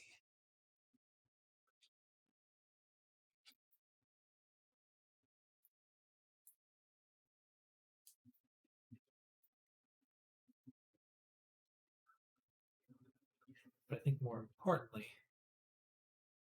the material below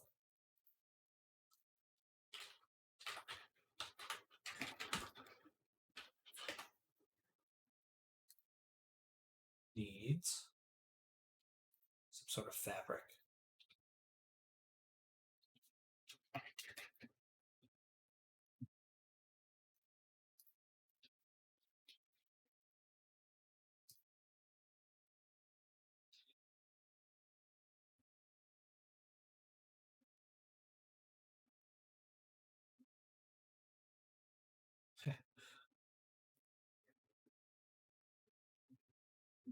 um,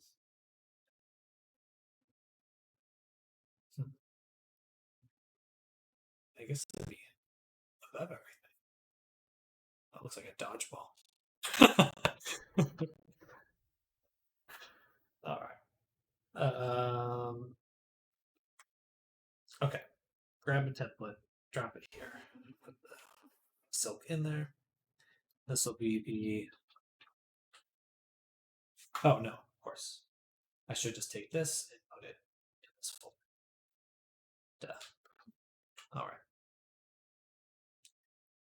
And we can go to silk. Tile it maybe 4 times or so. So just a little bit of actual material. Then we'll go to the pattern, make sure the height is set to replace.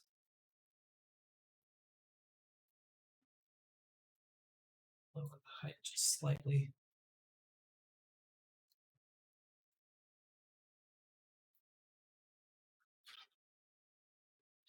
I guess we gotta raise silk height. Okay. Just raise that up a little bit so there's less difference between them. Okay. Maybe just so it's not nuts. All right. Next, we need a shadow. Template. Whoa. Sweet. Underwear. Boom. So take the pattern here. We add an anchor point. Go to the fill here. Anchor point, underwear pattern. Then we add our favorite.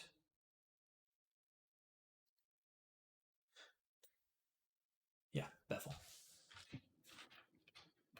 Though the outline is very useful. A lot of times that's exactly what I'm using it for. But in this case, it's going to be more like this. Then duplicate this one, drop it here, set it to subtract. And then we can take this material, go to base color, set it to multiply. Now, we're just adding a shadow here.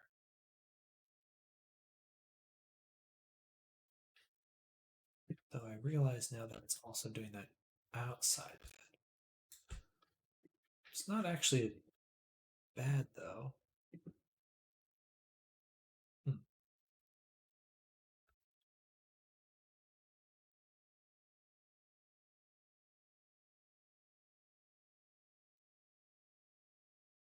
Sticky note on my wall. evoke a feeling. That's what it says. It's just trying to think of when I do art and stuff, just how to keep like an end goal in mind. Sometimes I really struggle with just second guessing myself a lot. I think that's just the nature of making art. So that's my reminder: is just find a feeling of what something's supposed to feel like, instead of like, oh, it should be this or should be that. It's like, this is how it should make me feel, and I find that that is a little bit more useful, because that way it's like, well, does it actually make me feel this way? Yes or no? And I can kind of work from there. But yeah, underwear achieved.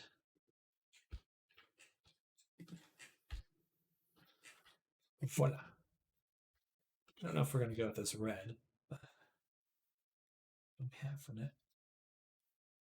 I guess it's nice that we could change its color to whatever we want.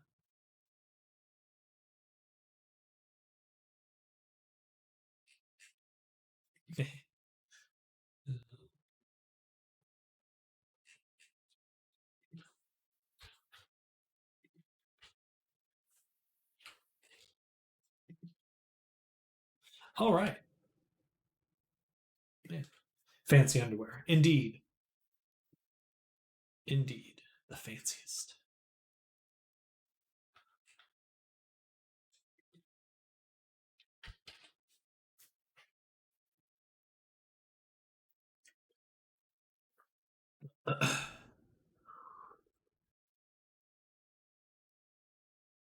It looks surprised to be there.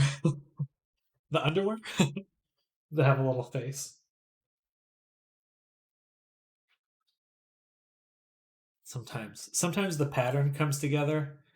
Looks like a butthole. I might change that. Let's go to this one here, and we'll flip it around.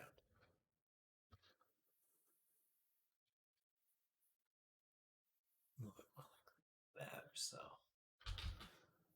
No, the eyes and teeth above her head. Oh yeah. Ah! It always reminds me of Scrap from Ice Age.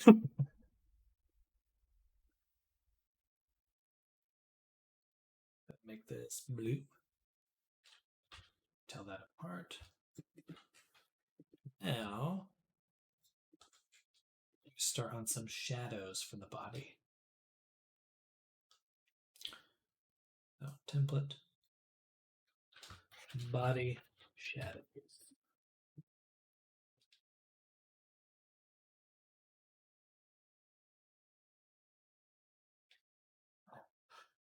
Excuse me. Gotta head off here. If I can't jump on before, have a good Thanksgiving and weekend. Same to you, Oaks. I hope you have a great time with your family and a great Thanksgiving, chilling.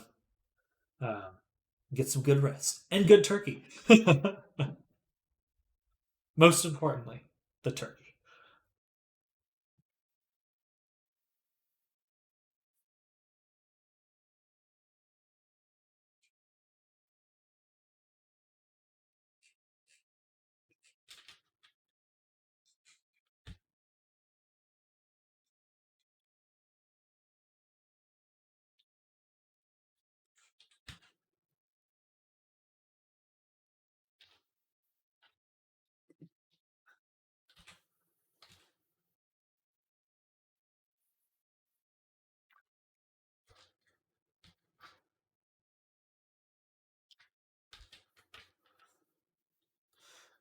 Ta-da. All right, just adding a shadow to her head. As the bangs kind of are too prominent otherwise. Go ahead and go here. We'll make this much darker. That. Then we go to the fill for this gradient that we're using. To make sure it's only affecting kind of the head itself. Bam. Here. And then we do want to make sure the material eliminates roughness. Otherwise, it will still stay shiny, which is a problem. So come here, balance, push it that way. There we go. A little bit of shadow for the forehead.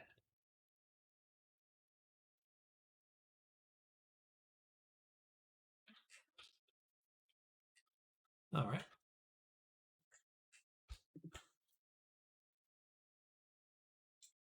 Probably also want to shadow kind of on the back of her neck here. So we'll set this to linear dodge, duplicate it, and rotate it like that.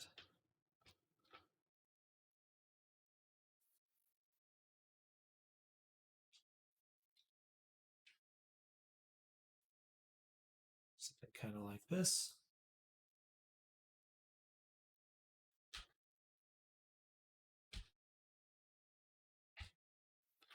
All right. And now this one is just to clean up the ears. We'll duplicate it, flip it this way, make it pretty small, and then just set it kind of on top of the ear so that it cleans up the shadow that's appearing there.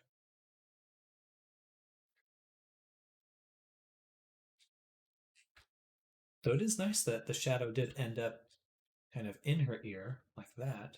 It's actually super useful. I might push that because just it lends itself to really giving some nice ambient occlusion to the ear.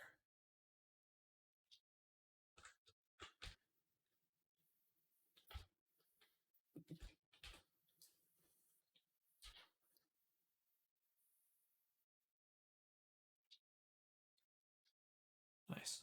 It actually worked out pretty darn well. Now let's get her nostril.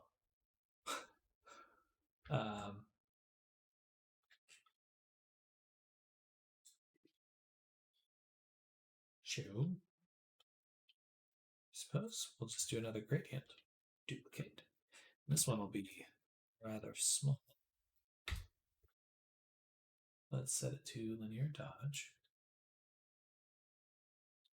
And we're just gonna put it that way.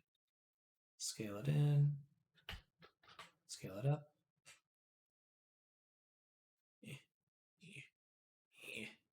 Yeah. Challenging.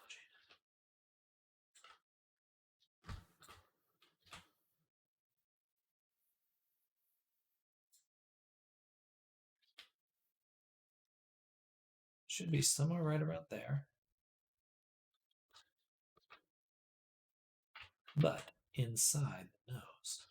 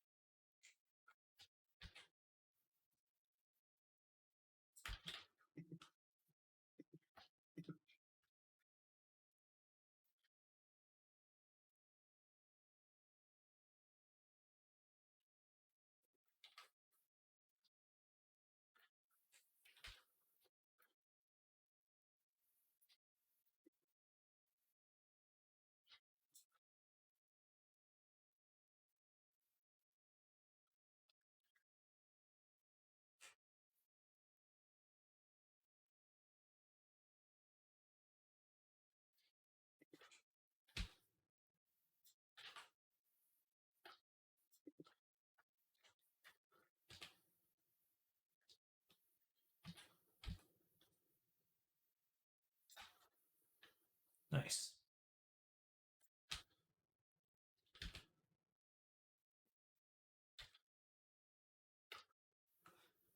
That worked better than I thought it would.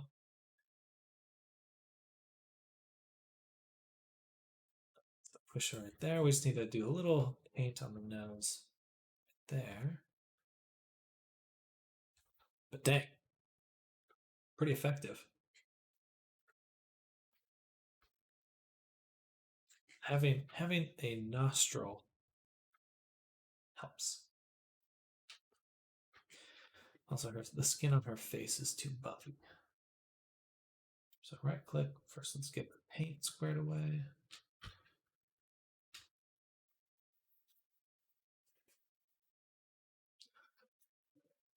And alpha.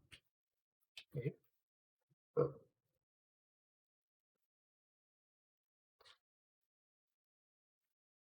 Right about there. Perfect.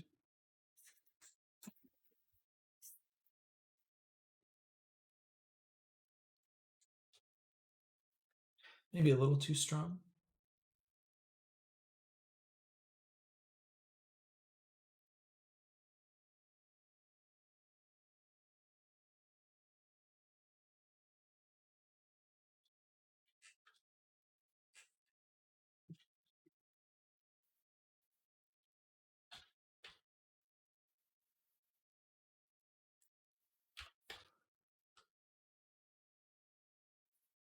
All right.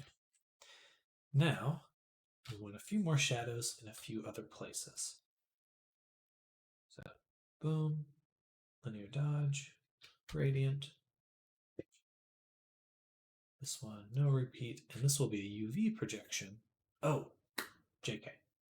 That'll be for the hair, which we'll do later. This is for the body. All right. Then, this thing.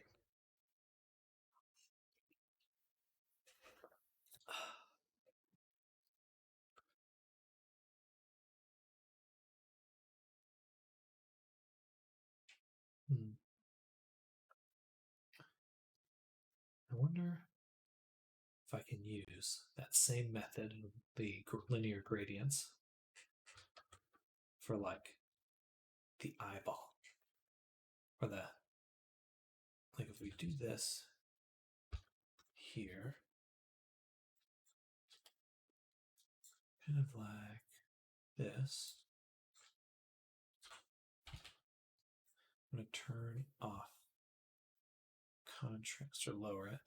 Set this back to 5. And then squish this out this way. Bring it in this way.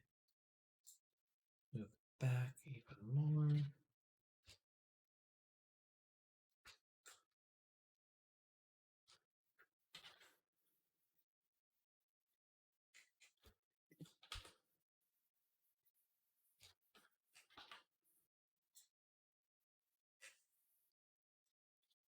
I guess the goal here is to kind of give the face depth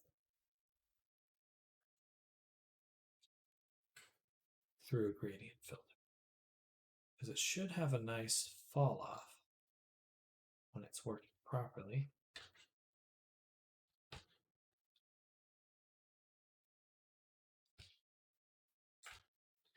But it doesn't seem to be working best. I can always do a blur.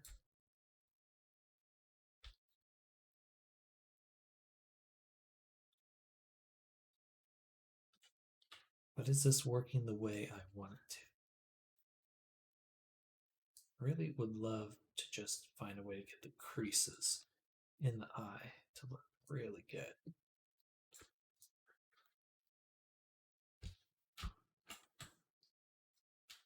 But I don't think this is it. Don't think so.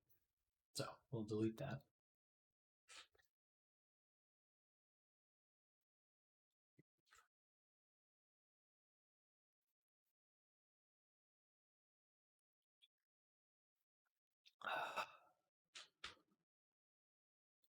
It's like the eyeballs having a little trouble.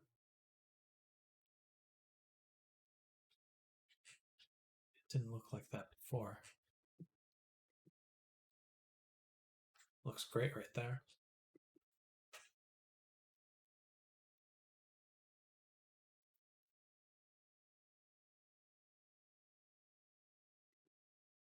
Okay, we'll just make sure we copy that one.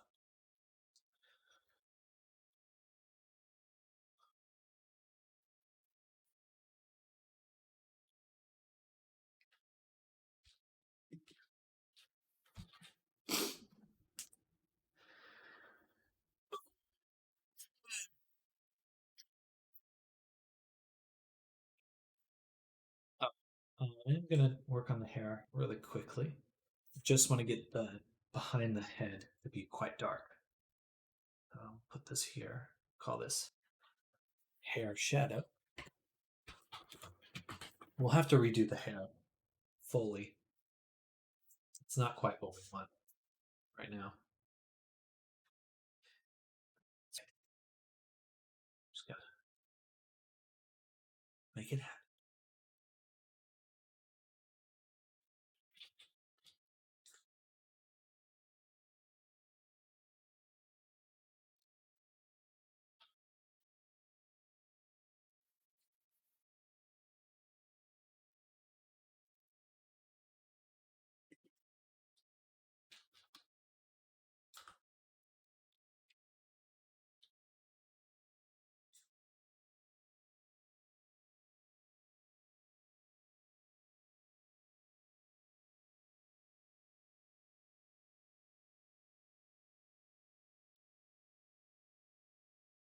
All right, right about there.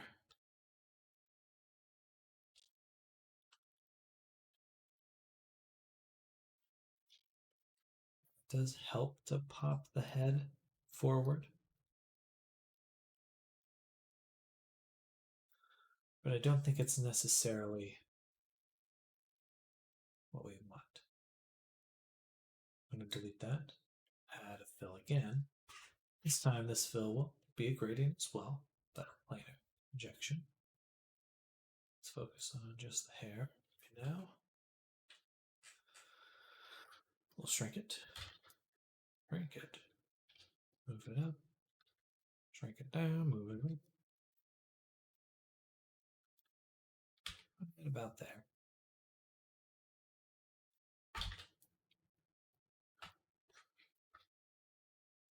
It's kind of the same, except it affects both sides of the hair and it affects everything evenly. What we'd like to do is do an opposite gradient on just the outside of the hair.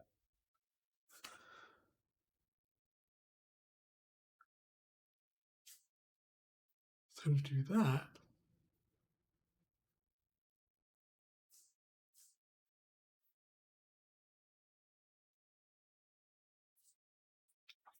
we'll just duplicate it, set it to subtract.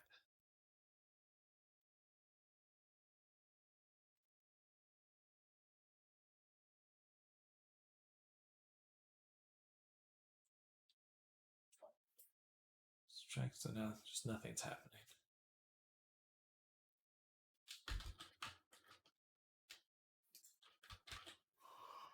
Ooh.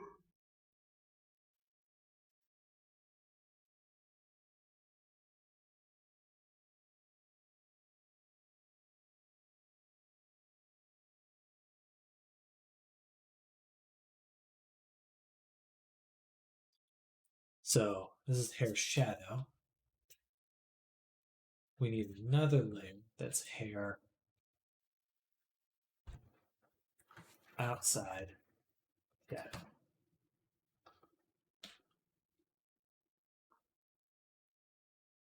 Well, take that back. All I really want to do is get a paint layer and remove everything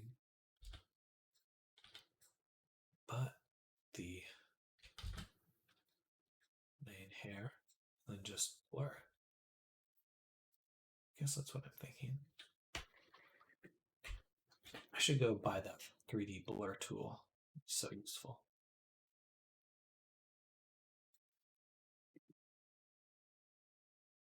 All right. I think that's what I want for now. It's still much shinier in here than I'd like. I'm gonna go to texture settings, go to channel, ambient occlusion. In the base, we will have AO, but it'll be disabled, standard. Except in the hair shadow. Also have AO, but it'll be dark. Very dark. Like that. which should help. All right. Did that really help? No. But it's what we're doing. It's what we're doing.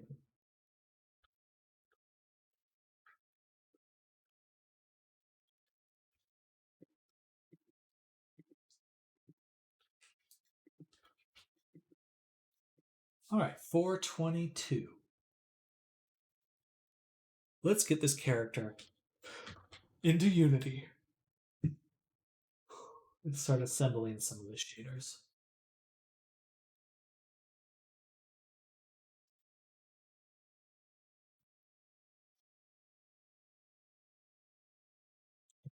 $20.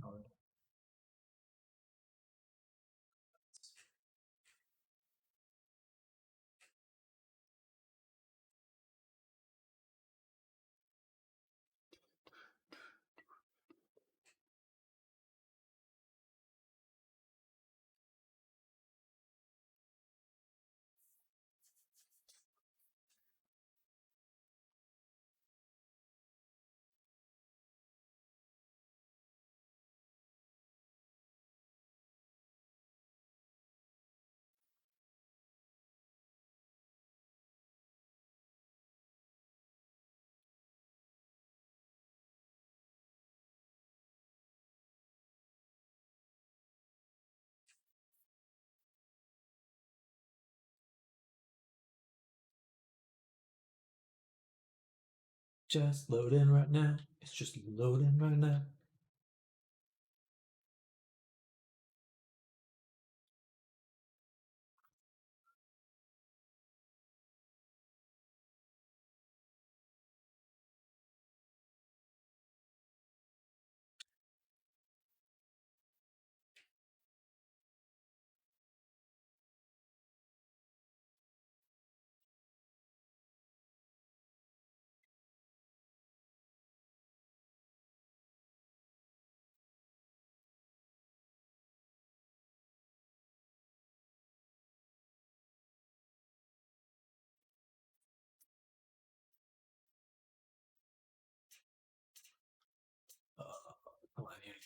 I believe in you.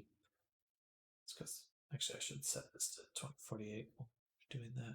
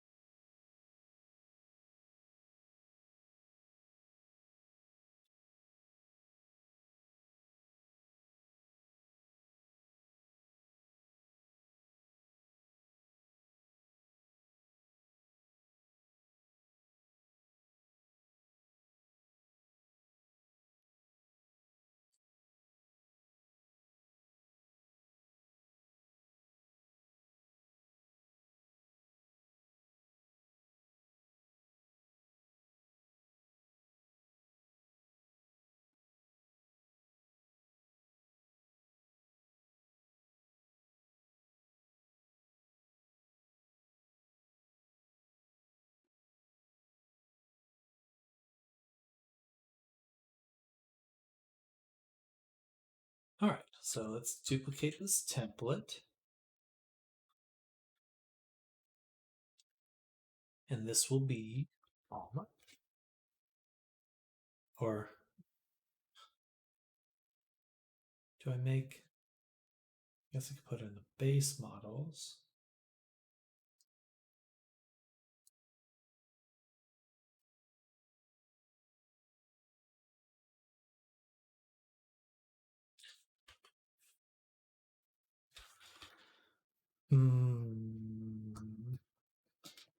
Yeah, let's do this for now. Alma PC. Alma PC. Boom. John Explorer. Copy. File. Export textures to this particular spot. Actually, it should be here. Here. Select the folder. And we'll do Wyoming. before export. And save. All right, Blender. We're going to make a backup copy. We'll call it painting version.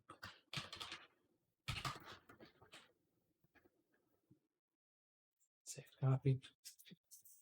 And then here, we're going to move and take the eyeballs, delete them, put these ones in there.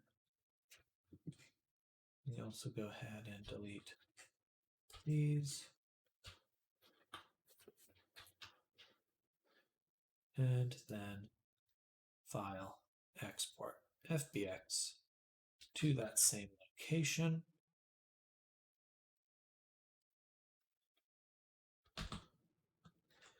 Bada boom. Import everything.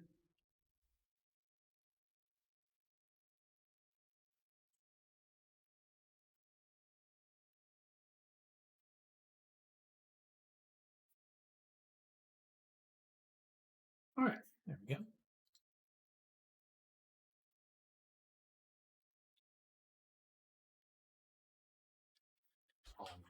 Body, clothes. We have quite a few different materials.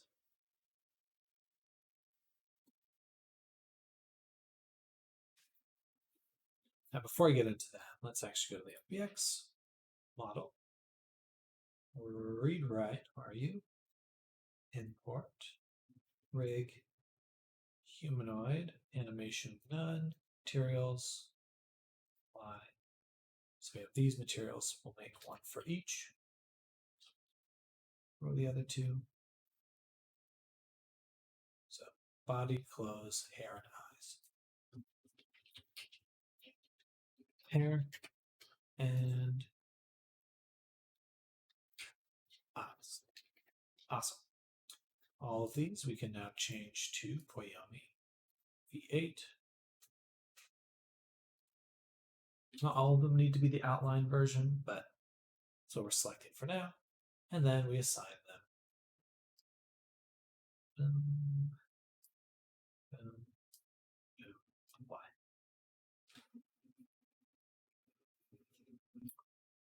Actually, should I make the Koyami V7?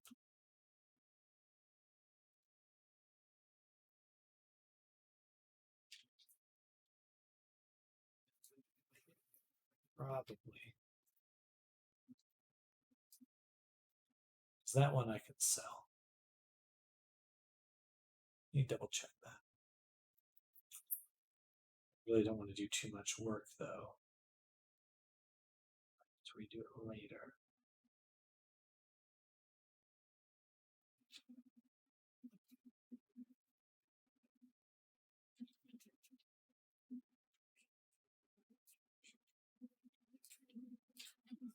So we'll need to check that now.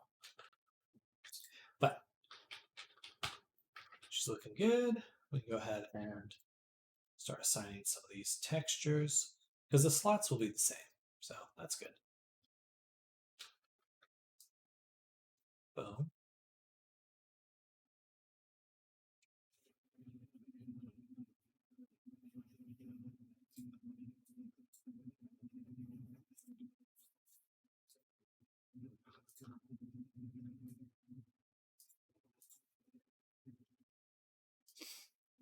Boom. Eyes. Boom. Hair. Boom. All right. She's looking pretty good so far. And then we'll do the clothes, lighting, specular reflections, I believe.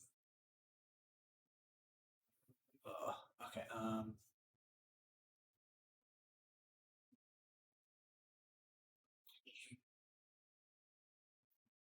No, this should work.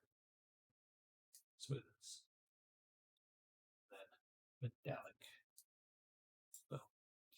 And then normal.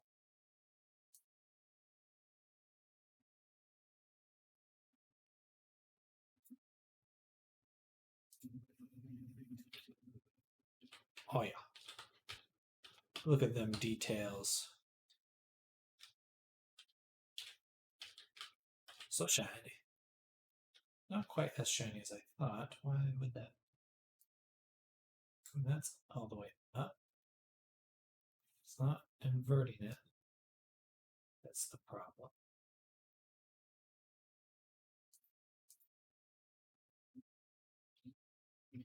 Maybe that is as shiny as it's going to be. Okay. Normal map we did detach. Okay. Onto the body. For the body, we'll add in the normal map. Bow. Okay. Then we want the specular reflections. Body, body, body. Smoothness. Metallic. I don't think there's much metallic on the body, but you never know. I'm going to go ahead and turn off the close for now.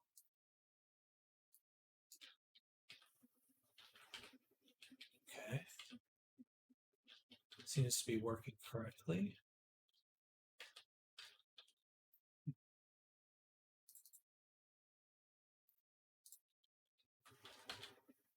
Oh, I need to set all these to 4K.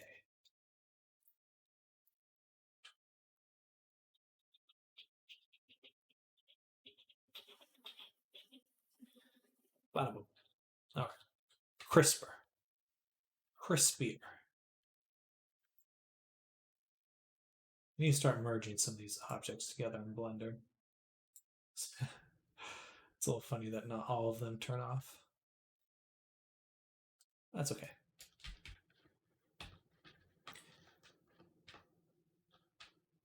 That looks good though.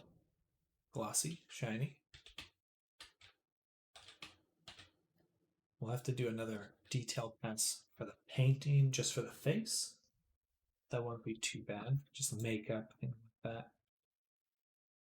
But overall, things are looking pretty darn good. Need some details on the trim too.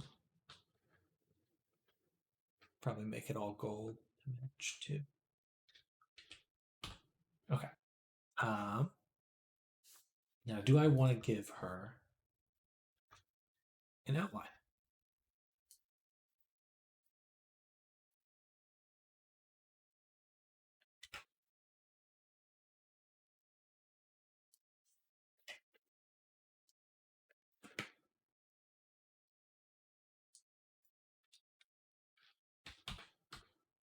I don't know. She's not a very cartoonish character.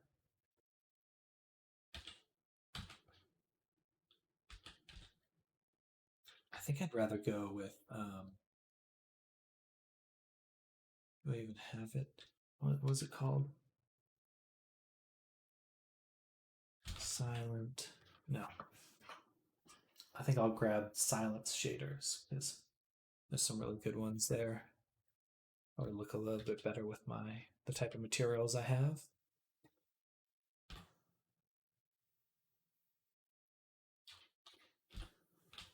Cute. It's cute though.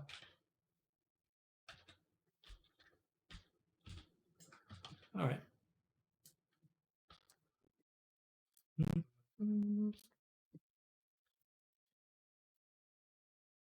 Not too much more time left for today. But let's get the trim here on the clothing.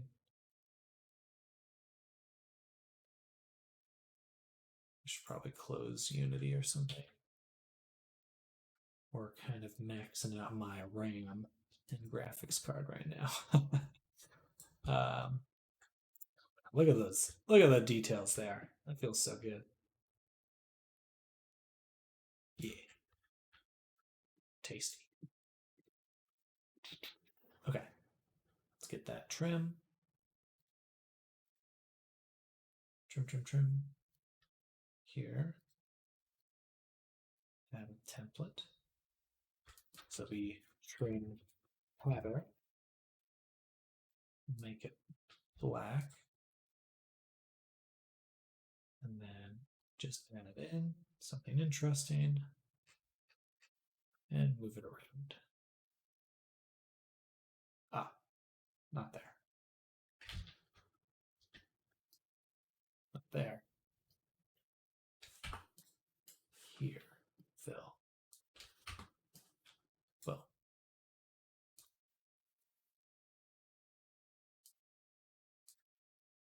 There we go.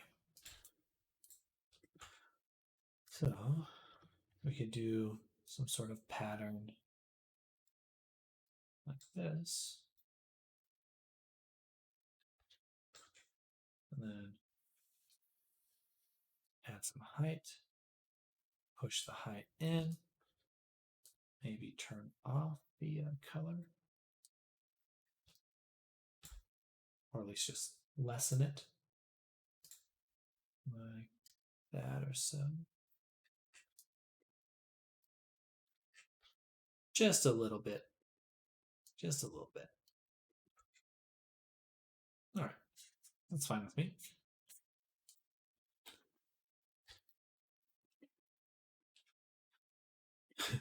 Eyeballs. Ignore those. They're there for a reason.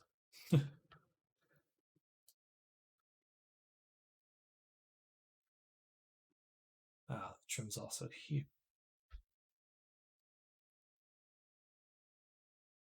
I don't think I want it up here. Let's keep that plain.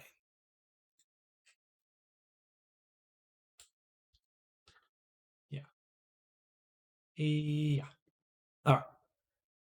Now, right now there's this odd noise on the skin of the face. I think we'll want to smooth that out.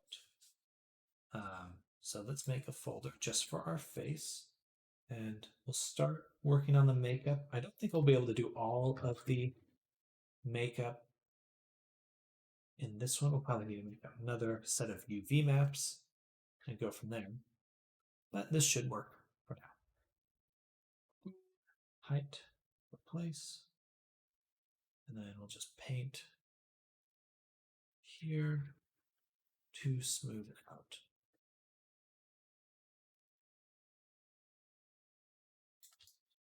Not that faces are smooth. Faces actually have a lot of little tiny bumps. But we're going to lessen it around there. So I still get a little bit of grain, but just a little. Then template here. This will be our lips.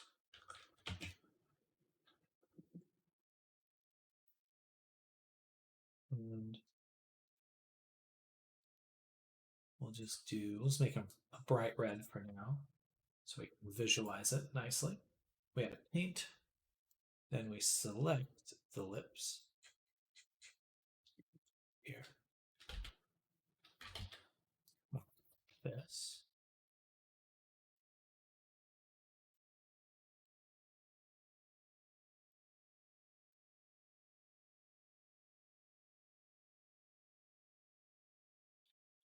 All right. And then we can add filter, blur, to just get rid of that sharp edge. You push it a little bit more. Let's change the color. Maybe switch it to overlay. And that way, kind of blend it with the skin color a little bit nicer. And then we can also give it its own roughness so that she has like a lip gloss, which looks pretty nice. Awesome. All right, and then something fun we can do. So we'll call this lip bump.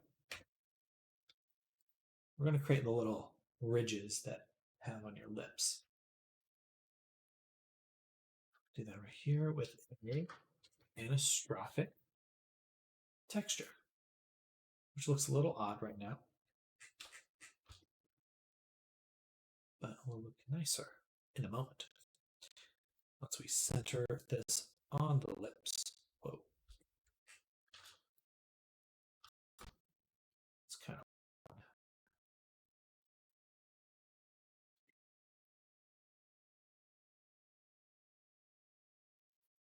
right there.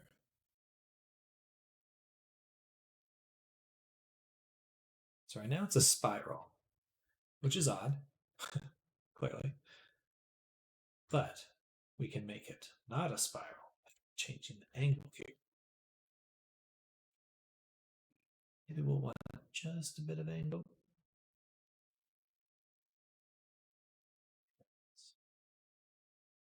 And a little bit more like that. Now, right now it's just set to color, but instead we'll set it to height. We can do a little bit of that. It's too much right now. Too much. Too much. Give me the color again so I can see it. And it's not big. We can stretch it this way. Or bring it in. Like that. Almost works. There's just this little loop here that's not quite what we want. We move it over. We set it back to empty. Ooh, it's pretty close. Okay. Maybe this way too. Which is a little bit too far out. All right, but it's a start. It's a start. Oh yeah, there are other options here. We have this parameter. Oops. We can go ahead and just kind of adjust this thickness. Kind of has these bigger areas.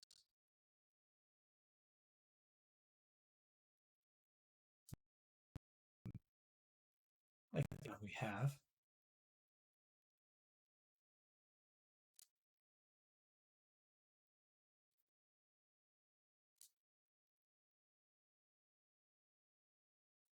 All right, decent. Let's get rid of the color again. Right now.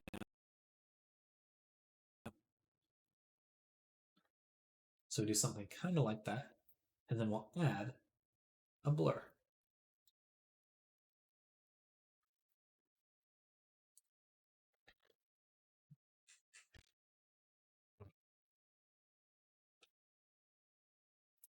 Almost. It's almost there. It's not quite there. Just the shape isn't quite.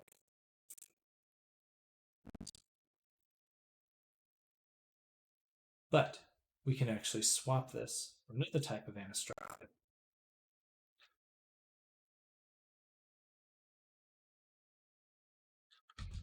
Rotate it. This one is very vertical.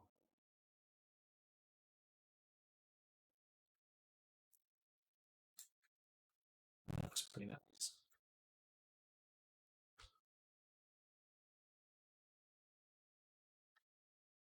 Nice. Very cool.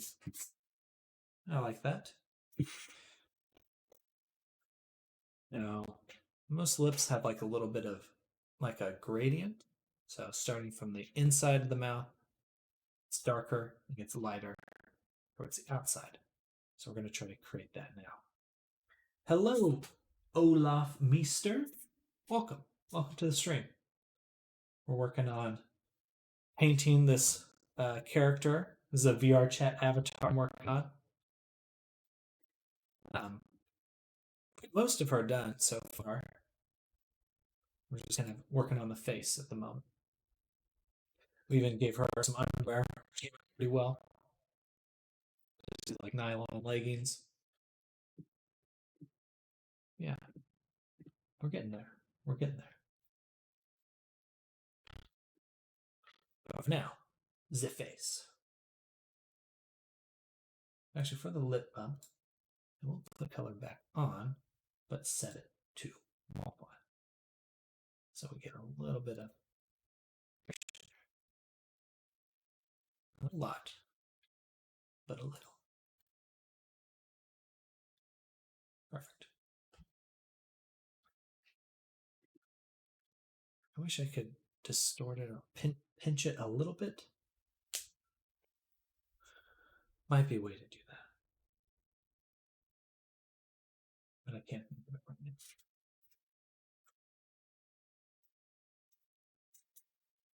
All right, let's get that lip dark in. Okay, I hope everyone's having a fantastic Tuesday. If this is your first time coming by the stream, I usually am working on VR chat avatars. I do that this full time, and I love it. It's awesome.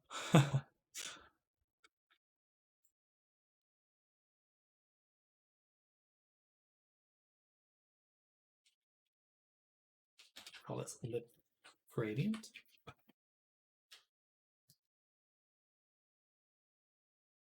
And we'll just make it a blue. And I just want to be able to visualize it right now. Add another fill in here. Kind of an odd purple.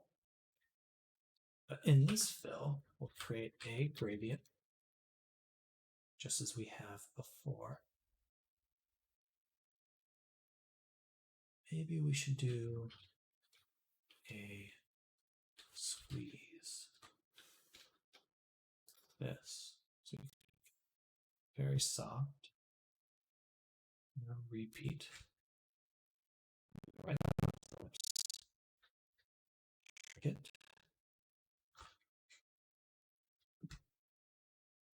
Like here. Okay, and then squeeze. Move it into green. Blender looks tough to use. Did it take long to get the hang of it? I do think that we have a learning curve, but relative, in my opinion, relative to other 3D software, Blender has, like if you're learning Maya and you need to look something up, you have a much harder time getting that information compared to Blender.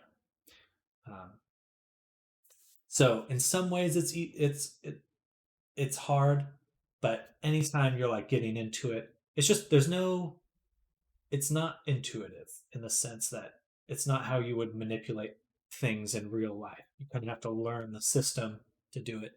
But I'd say that challenge exists in any software you're looking to learn. So it's definitely doable. Definitely doable. And I heartily recommend getting to Blender and other programs. I think it's worth learning.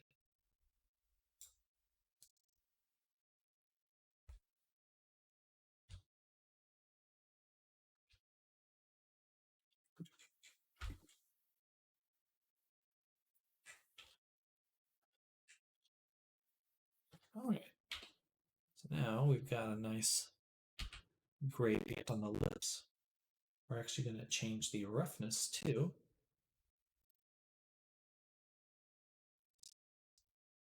On the inside of the lip.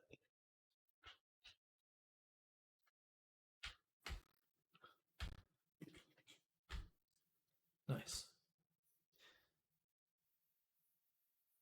But I'm always open to questions. So if you are in the process of learning Blender, you're always welcome to come by and ask questions.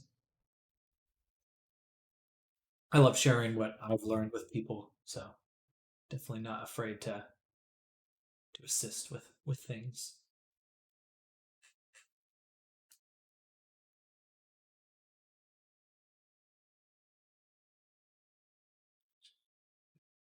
All right, so what we're going to do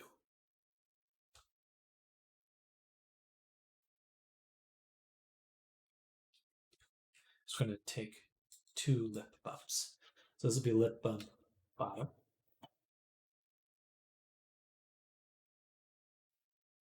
And we're actually just going to look at it in a mask view, which is odd, I know, but this is very odd looking, but that's okay. And we will add in here one fill. Actually, duplicate this one. Move it up. Set it to a shape like this. Back to mask. Dupe. Go to subtract. And then do something kind of like that. And that way we're only affecting one lip.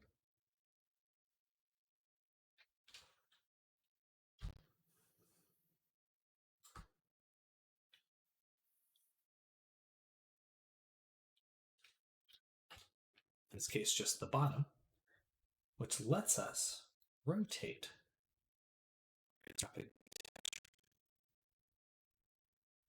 In a more realistic direction. So now it kind of slope, which is actually how your lips work. And then we'll duplicate it, create a lip bump top, bada boom, back to the mask view. And then this one, take our shape,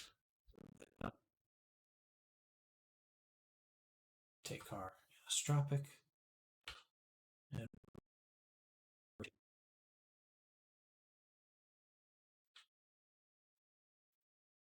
on both of these, we'll want to put the blur up top.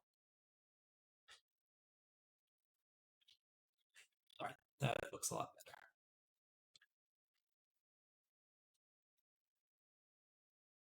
Excuse me.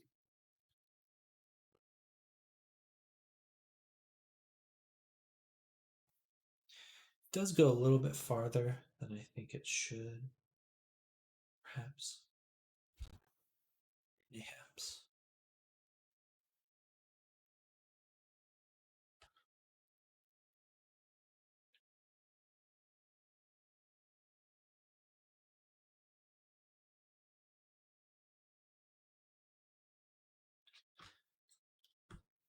So maybe we will make a folder, drop these into here, and we'll call this lip bumps. Set to multiply. And then create a mask.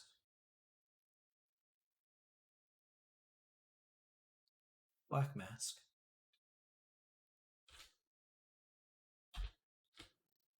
Grab these layers.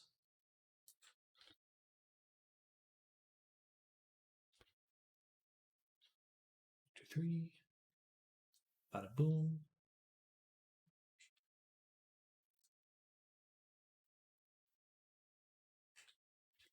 Then we just slap a little blur on there. And there we go. Now the creases of the lips is a little bit trolling. So 4. Well, there we go. Better.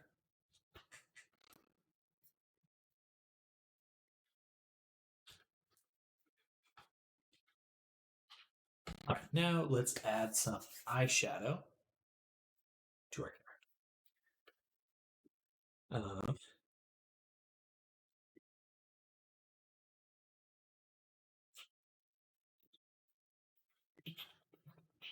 Generally, it's this crease around the eye. We'll grab another template folder on it. Eye shadow. Set it to multiple. Yes. Yes. And then select around the eye.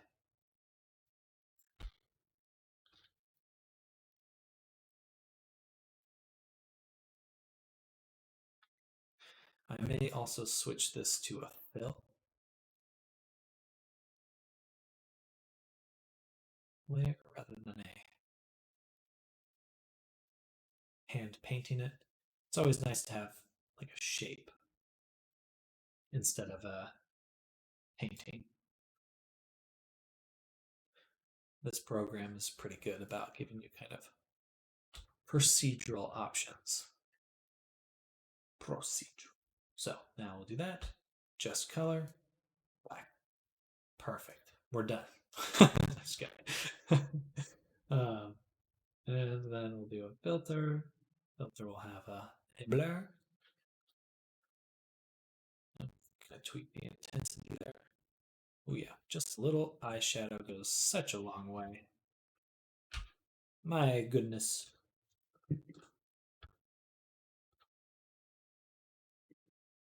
But it isn't blurring very nicely, is it?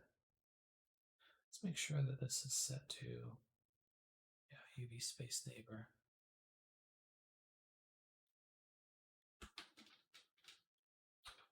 What is this coming from?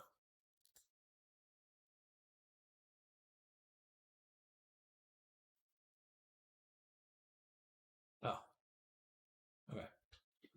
Oh yeah, include those portions of the face. Odd.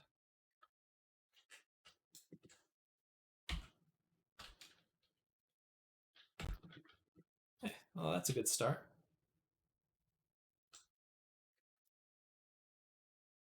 How often do you stream? I stream every weekday, so I'm here Monday through Friday, 9 a.m. to 5 p.m. I'm pretty much, I'm pretty unproductive if I'm not like uh, on camera.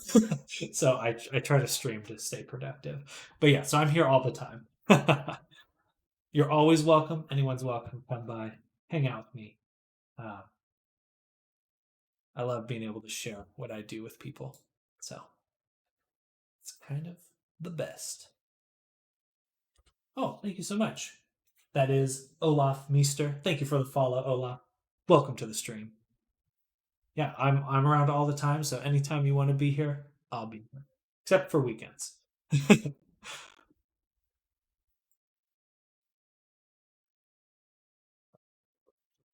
those.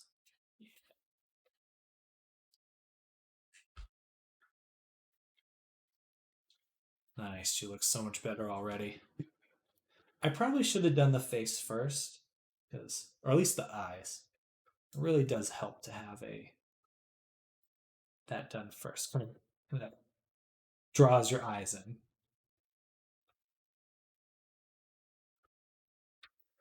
Okay. So for our eyeshadow here, it is picking up a decent amount of reflection. Question is, do we want it to be glossy or do we want it to be matte? As in, not glossy at all. Oh, actually, that looks really good when it's kind of shiny. And flat, not bad, but I like the glossy look. I don't know how well that'll hold up in Unity. Hopefully. I like that. All right. Now for our blur here, I'm also going to put levels on top of that so we can make it a little bit darker if we want. Kind of push out that gradient. Yeah.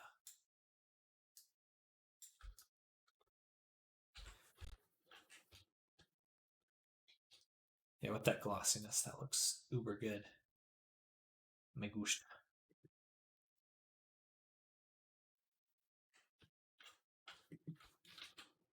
All right. Kind of a Wednesday Adams vibe. Wednesday.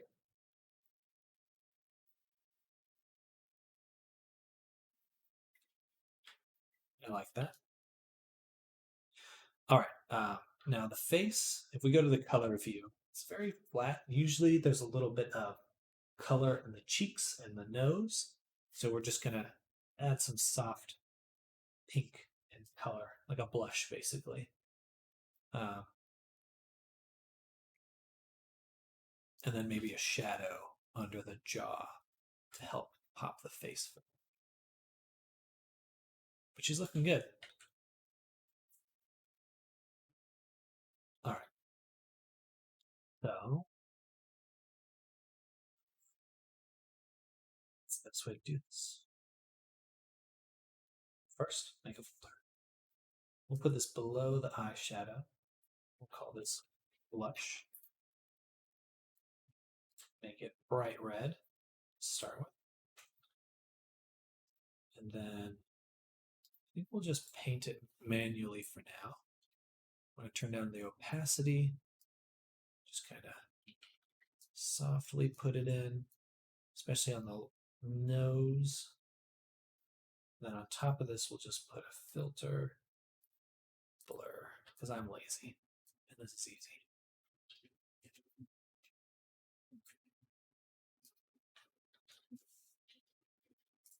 And a little bit like that.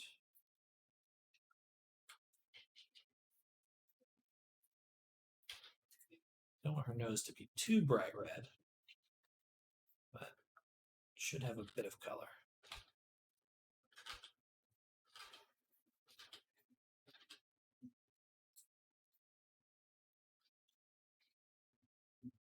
And then let's make it perhaps a more pink red.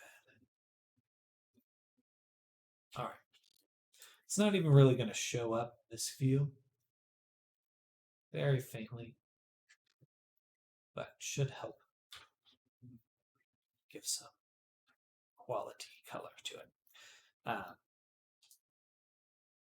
Okay.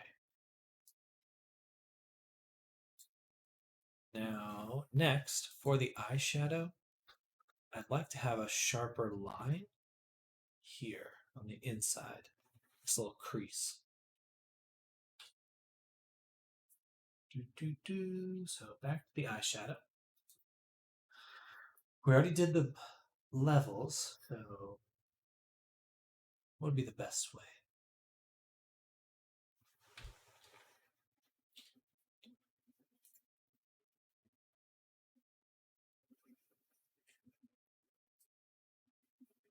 This is the crease right here.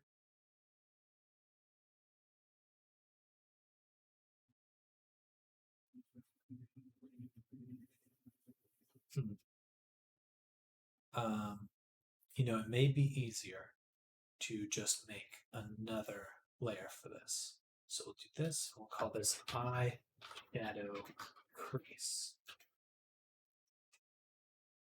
And it's basically going to be this. Actually, yeah, I'm going to delete it because it's basically going to be the same selection. So we'll duplicate eyeshadow, call it eyeshadow crease. And in here, we're going to replace the blur with a bevel. Because that should, and I'll turn off eyeshadow for now. And turn off the levels. In the bevel, we should be able to adjust it so that it starts. So crease, nice.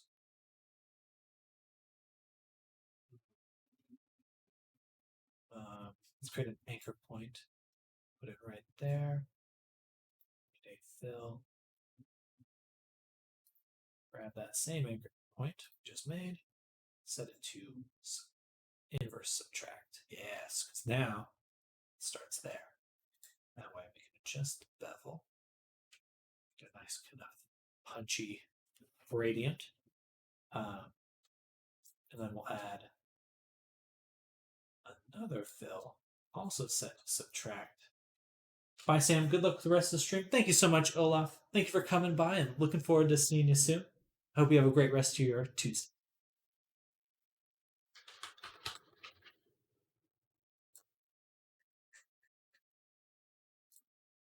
And we'll just move this onto the face.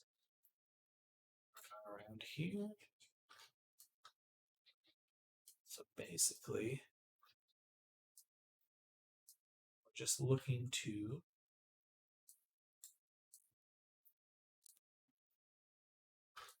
only have the top part. Let me turn the eyeshadow back on. Ooh, that's kind of a cool view. But now you can see what I've been going for. This top line. I think we can kind of rotate it like this, maybe. A little bit more. Like so. And then one more filter. Bam. This one will be pretty minor, just to make sure that that edge isn't so sharp.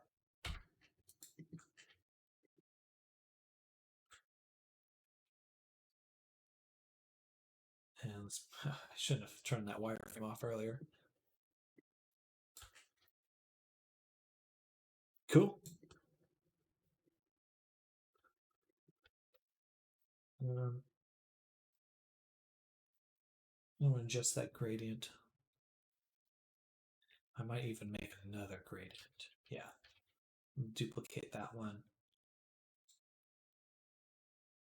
Move it over here so I can just control the side.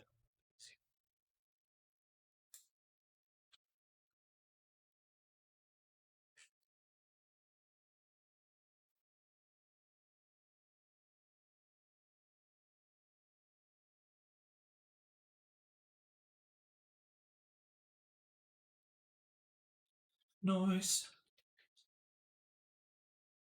Very, very cool.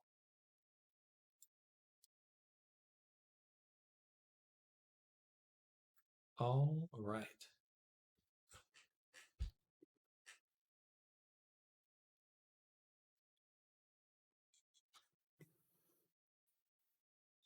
So I'm kind of at this point where I'm a little bit unsure what to add next. I'm going to go to Pinterest.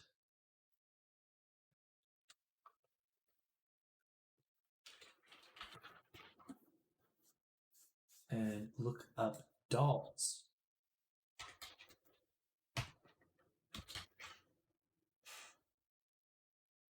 Because they usually have because they're all about faces. They're all creepy, I know. But like these ones are really cool.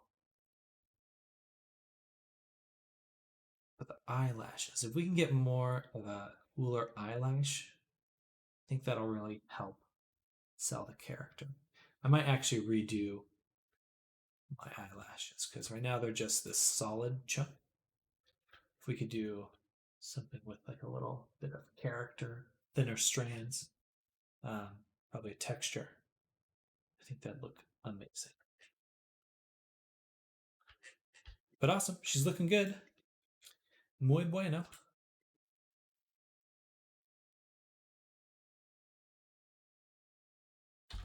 I think we are going to call it here for the stream. It is past 5 o'clock, so it's my usual point to end the stream. But thank you all for coming by, hanging out with me as I work on this character. I'll be back tomorrow, 9 a.m., 5 p.m. for my next stream. Again, thank you all for coming by. Olaf, thank you for coming. Oaks, Kyomri, you're all awesome. And I'll see you all tomorrow. You can always catch me on my Discord, which is linked below, if you're interested in seeing more of what I'm up to. But yeah, enjoy the rest of your day and see you tomorrow. Bye.